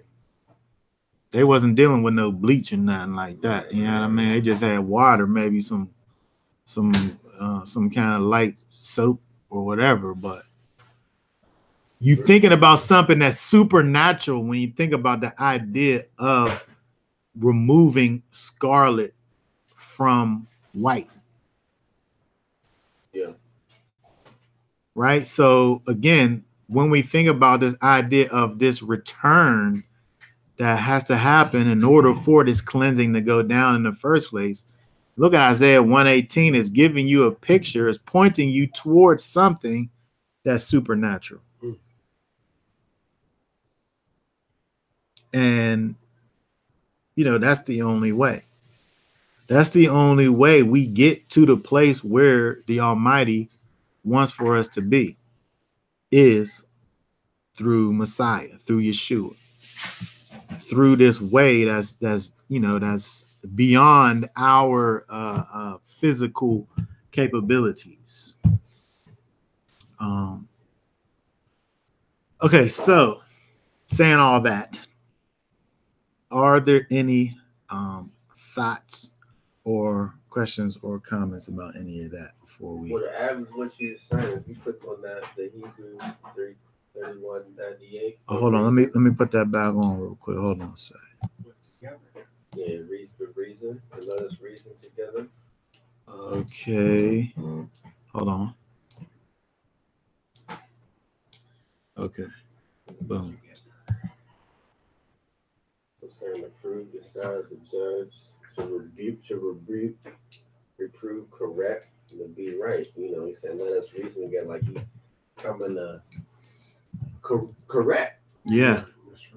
Coming to correct us. Right. He's bringing his correction. Like, what correction do you have if you're already in the wrong? Right. You don't know what's right. You don't know what's correct. Exactly. And you certainly ain't got the right to rebuke nobody if you're in the wrong. So it's more like, it should be like, come down, let me tell you. Well, that's the problem that we have with translation. Yeah, exactly. Is that this giving you that reason together, where it's kind of that word in the Hebrew is something that it don't necessarily translate over. Right. Yeah, it don't. The way they put it anyway. Yeah, I'm about to say the way they put it. Matter of fact, how does it read in the scriptures version? I'm curious now. Because it should be like, if I translated that, read that Hebrew, I'd be like, let me come here, let me tell you something. In that verse. They left it the same. Okay. Let us read. Okay.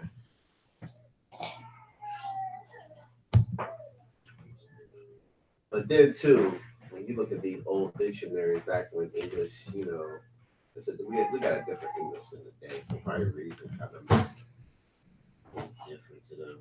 Like in the early times when you say reason, yeah, as opposed to reason today.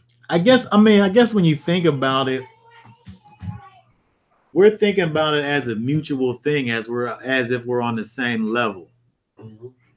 As to where if I'm coming to you and reasoning to you, and I'm the one that's wronging you in the first place, if I think about what I'm doing to you from a reasonable standpoint, is bringing me to a place of rightness. If I'm wronging you, and I'm just wronging you, and then you say, come, let us reason together,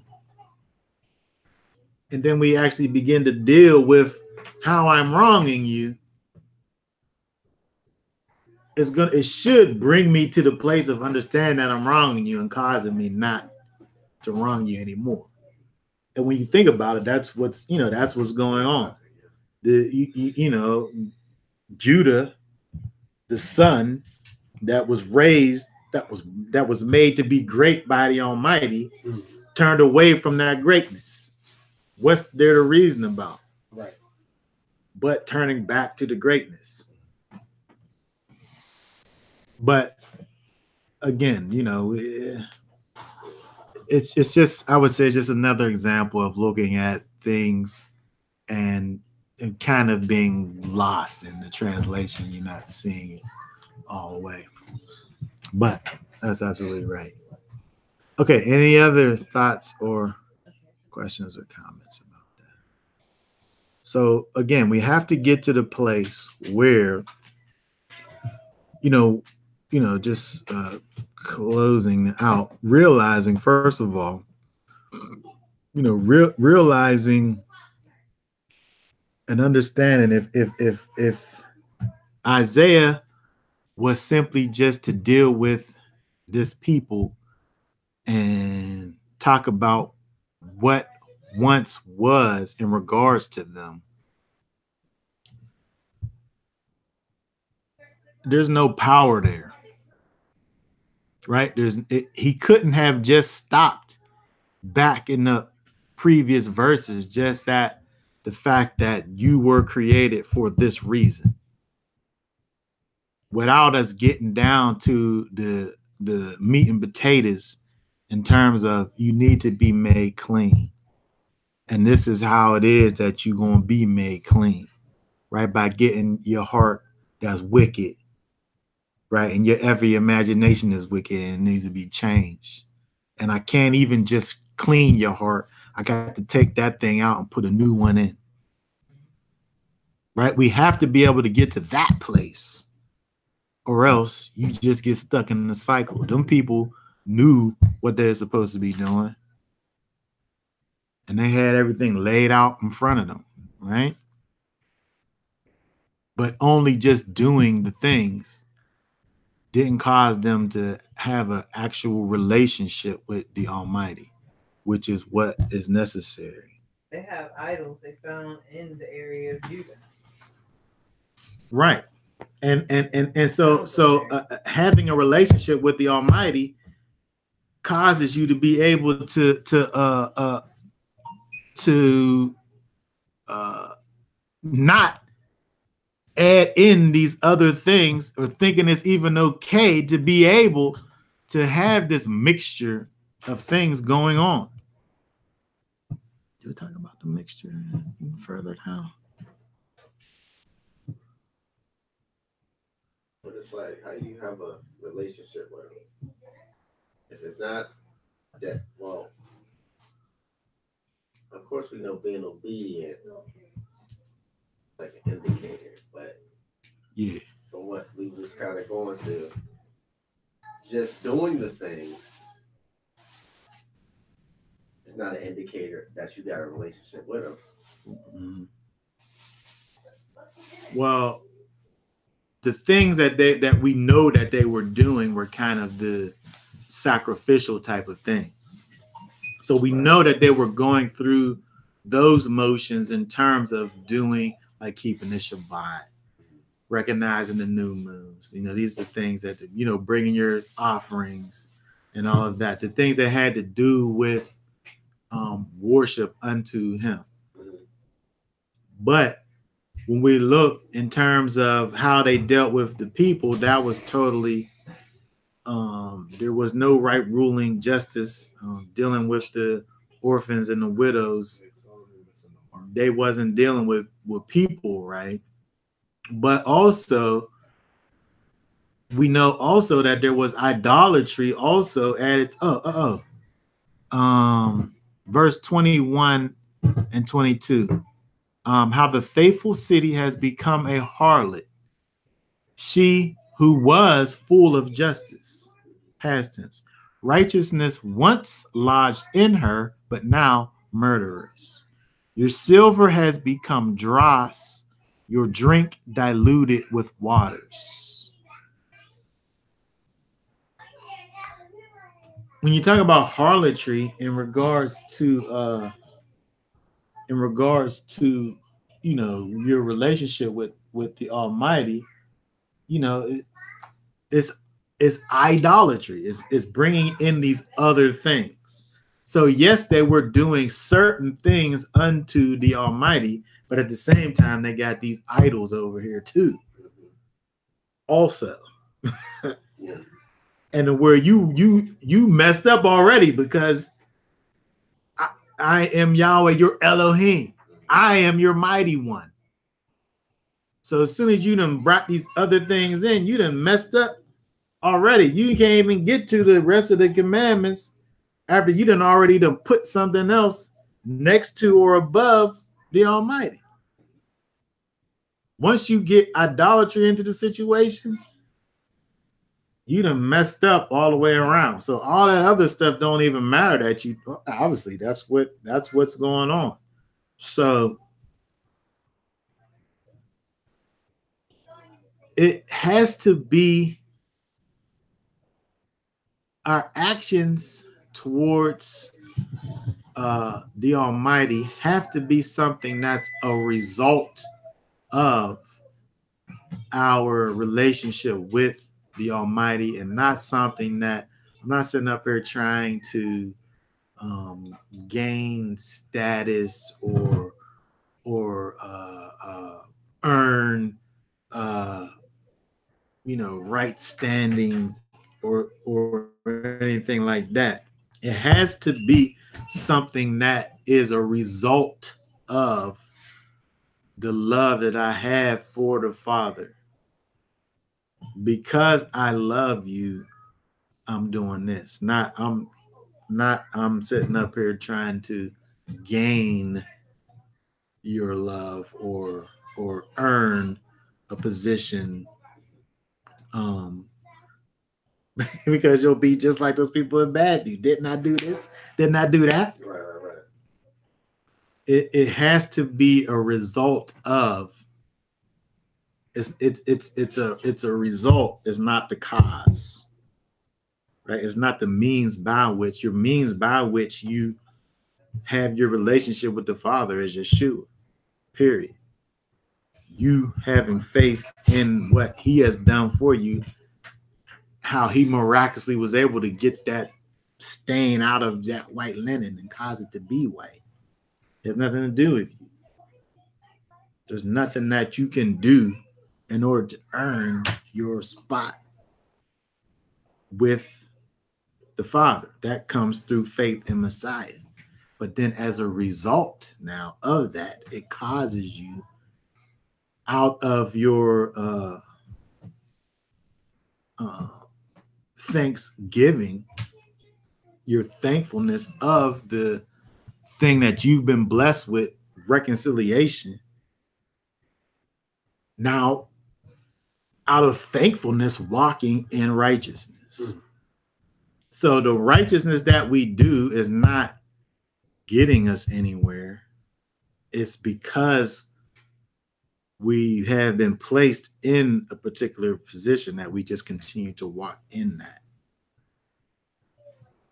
And that has to always be the focus. Once we get to the place where we're trying to do things in order to earn our position, now you done put the cart before the horse.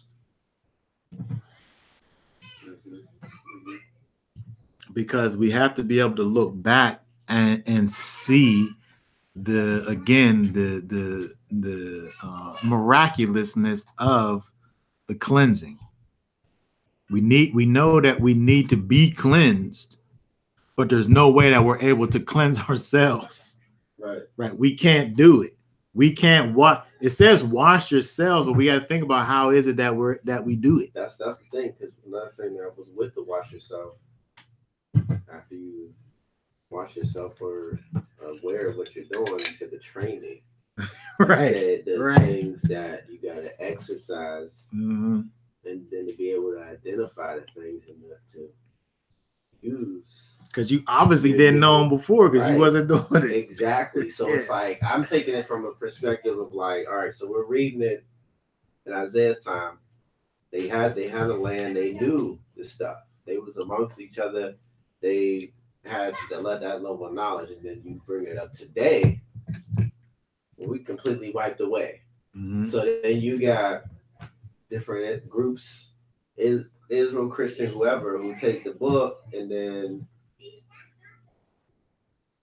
I want to say come up with their own thing or interpret. But it's basically almost to that level. Mm-hmm. And then you can't tell them that they not doing the right thing, or because hey, this is what the book says right here. Now we already talked about context. They have a problem with that, Mhm. and it's like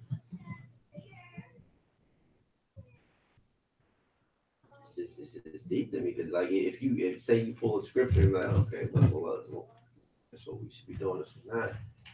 They don't see it or they don't get it like that. Yeah.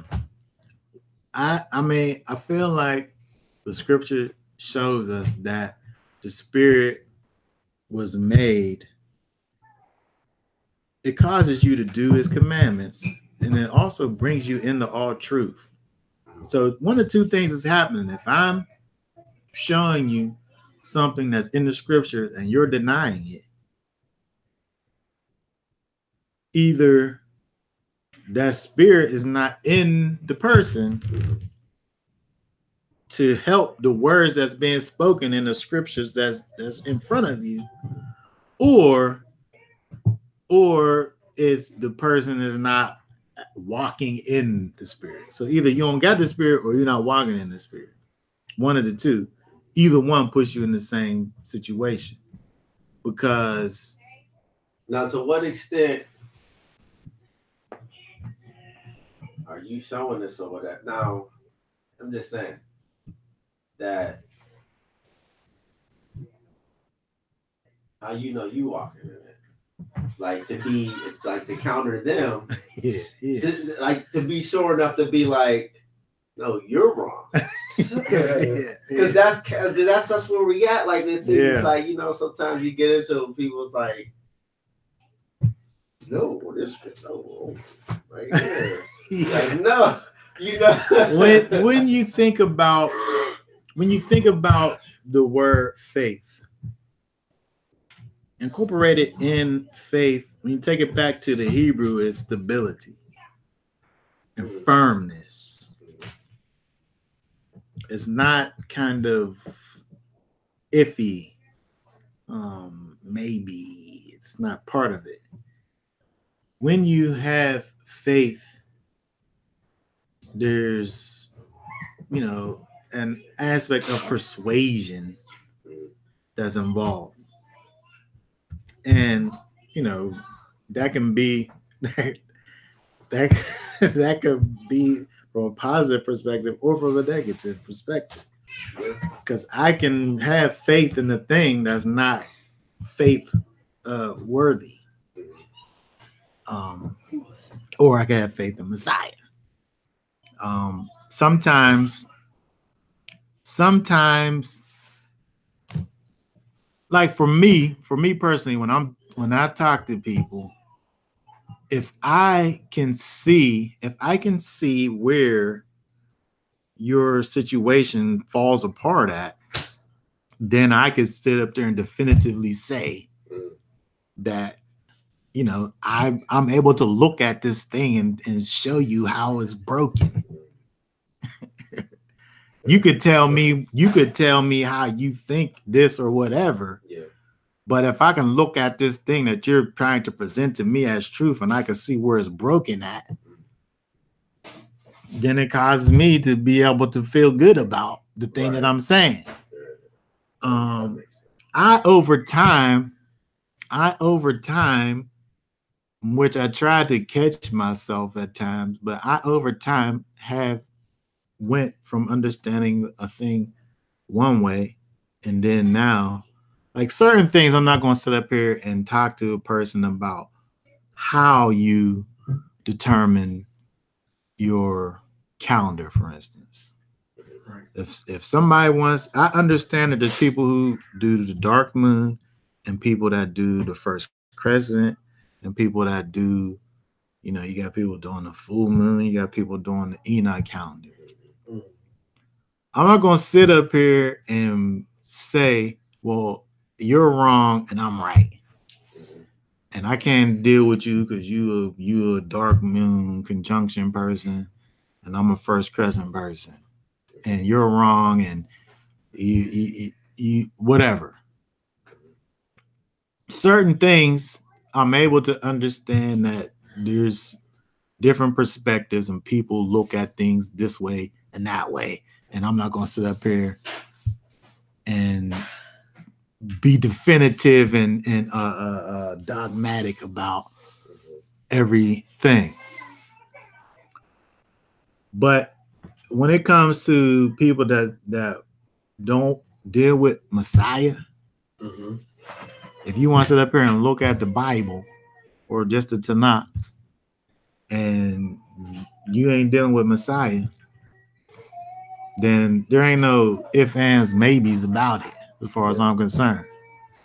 And I don't have no problem with explaining that and presenting that to somebody and letting them know that, yes, indeed, you are in error. Right? I don't have no problems with that. You know, when you think about things like the divinity of Messiah, that's another thing. If you want to sit up here and say that Yeshua was a man who became, who gained godlike status,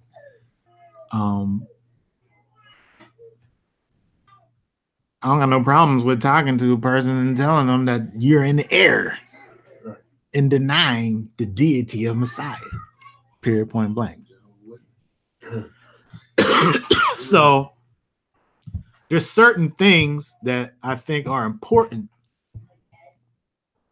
to take it to the place of drawing lines in the sand and saying I'm right and you wrong. But certain things, I can just keep my rightness to myself. You know what I mean? But certain things, I'm not going to bend. I'm not going to bend on certain things. You know what I mean? But other things, like when you want to sit up here and talk to me about,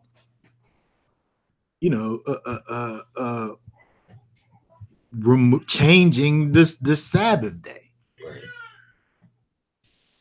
How am I supposed to bend on the Most High spoke audibly? People heard his literal voice coming out of the mountain. That happened one time in the whole span of time. And you don't want to put weight on that? I got to put weight on what it seems as if is putting weight on, just by the very fact of that is a time when literally the creator of heaven and earth literally spoke and was audibly heard by the whole nation. So if you want to say, well, whatever happened and it caused for the fourth commandment to be done away with, I can't. You know what I mean? It's just that's error. Yeah, I mean, so there's certain things where I'm just gonna stand on those things, and it is what it is. But other things, those things are kind of. I mean, well, you do got people that do Sabbath day on the. Right, you done made your own. Yeah, even if you say, well, that's the quote unquote Jewish Sabbath, I keep the Christian Sabbath. Well, where's that thought process even come from? You know what I mean? Right. Like, who changed it? Yeah. So saying all that just to say, there is a need for there to be, as we read and as you acknowledge, there's a training process that has to be involved in people's situation. There's a cleansing process. There's a training process. Yeah. And then then after that comes that manifestation process.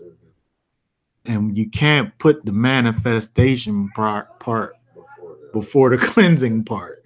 That's hey, I'm serious. seeing that myself. It's like it got to be more than a thing that we see now. It got to be more than an identity situation. right. It got to be more than that. And then so if all I did was see what my purpose is supposed to be, then how do I line myself up with the purpose? Exactly. It ain't by just doing things. Right. Doing things don't align me with the purpose. I got to get washed first, and then now. It's just empty. You're just doing it. Like He hates that. He hates it because you're still dirty. Right. You didn't get rid of the dirt. Your heart is still wicked. So then the trend, we'll see. Maybe we'll talk about it after, but like that exercise and training process. Like, what does that look like exactly? It's like, how do you convey it to somebody else? Like then the implementation of that. Yeah. We kind of talked about this. I kind of talked about this the other week with when I went up to the prison the other week, and I think now probably more than ever you have people who don't want to be attached to anything. They just want to sit around and just teach themselves and this kind of a thing. But we don't have any example of that in the scriptures. Exactly, yeah. There's no example of that where people are just kind of just separated from every other person and just with themselves. Yeah, Right. which is a oxymoron, right? It don't even make any sense. Yeah. But this is where people are, where they go, and again, when you think about these things online, only thing you're gonna find is what you're looking for. That's the only thing you're gonna find. If you don't search for it, you're not gonna find it. But the problem is that I don't know what I'm supposed to search for all the time. Exactly. And then when you hear the right thing, like it ain't right to you. You wasn't even looking for that. Yeah. Like So it sounds like it's wrong to you sometimes. The right thing. But then I go back to the relationship you have. Like when you say you're gonna pour a spirit out, it's like you're gonna be led. Like what's that scripture say? Ask or knock and I'll answer. Mm-hmm. Like you gotta be kind of spirit. You got to be as a child and to be able to start from the beginning. Yeah. Because when I'm coming to a situation with presuppositions, sometimes my determining is going to be based on my presuppositions. You could sit up here and tell me 10 things, but I'm only going to accept 5 of those things because of my preconceived notions about those other 5. When Messiah talked to the people in terms of talking about being like a child, when we think about that, and then we also think about the idea of this heart transplant, this washing, this cleansing that has to happen, there's things that's in us that we have to get rid. We got to start from the beginning. Yeah. And be built up over again. That's part of learning. That's part of training. And there's things that and when you think about the model is rare when we see these people like Paul came from by himself, where Yeshua came and showed himself to him, where he just came on the scene just by himself. Yeah. So he's like an anomaly. Yeah, exactly. But the general pattern was in terms of dealing with people being, and he didn't, and even though he was an anomaly, he taught according to the pattern in terms of people coming together, training up people to go out and train up other people. So he didn't talk about it being a part of this whole just, people being autonomous, even though he came in an autonomous way. He brought it back to the model, which was community. And again, when we look at Isaiah 1 and 16, is bringing you back to community. It's dealing with, when we think about seeking justice and we think about reproving the ruthless and defending the orphans and pleading for the widows, that's giving you a picture of not autonomy, but community. So people got to learn how to not only trust in the Almighty, but trust in the Almighty in somebody else. Yeah. Yeah. In community. And then see it. See it. Right. Well, yeah. Well, yeah. You got to be able to see it first. Be able to see it. And then not only see it, but trust in it. Right. Because, you know, that's the model that we have. Right. And be able to recognize, like when we talk about the idea of seeking justice or reproving the oppressor, recognizing when something is outside of the order and rectifying it. And then if you can't rectify it, if it can't be rectified because of the unrighteousness of the person, then there got to be some kind of separation involved. Because if I'm able to see justice clearly, if I'm able to see rightness clearly, and somebody who I'm connected with is in unrightness, and then when I bring correction or reproving, or if I'm in the process of seeking justice or rightness in a situation, and I'm met with carnality, what are you supposed to do? Yeah. So,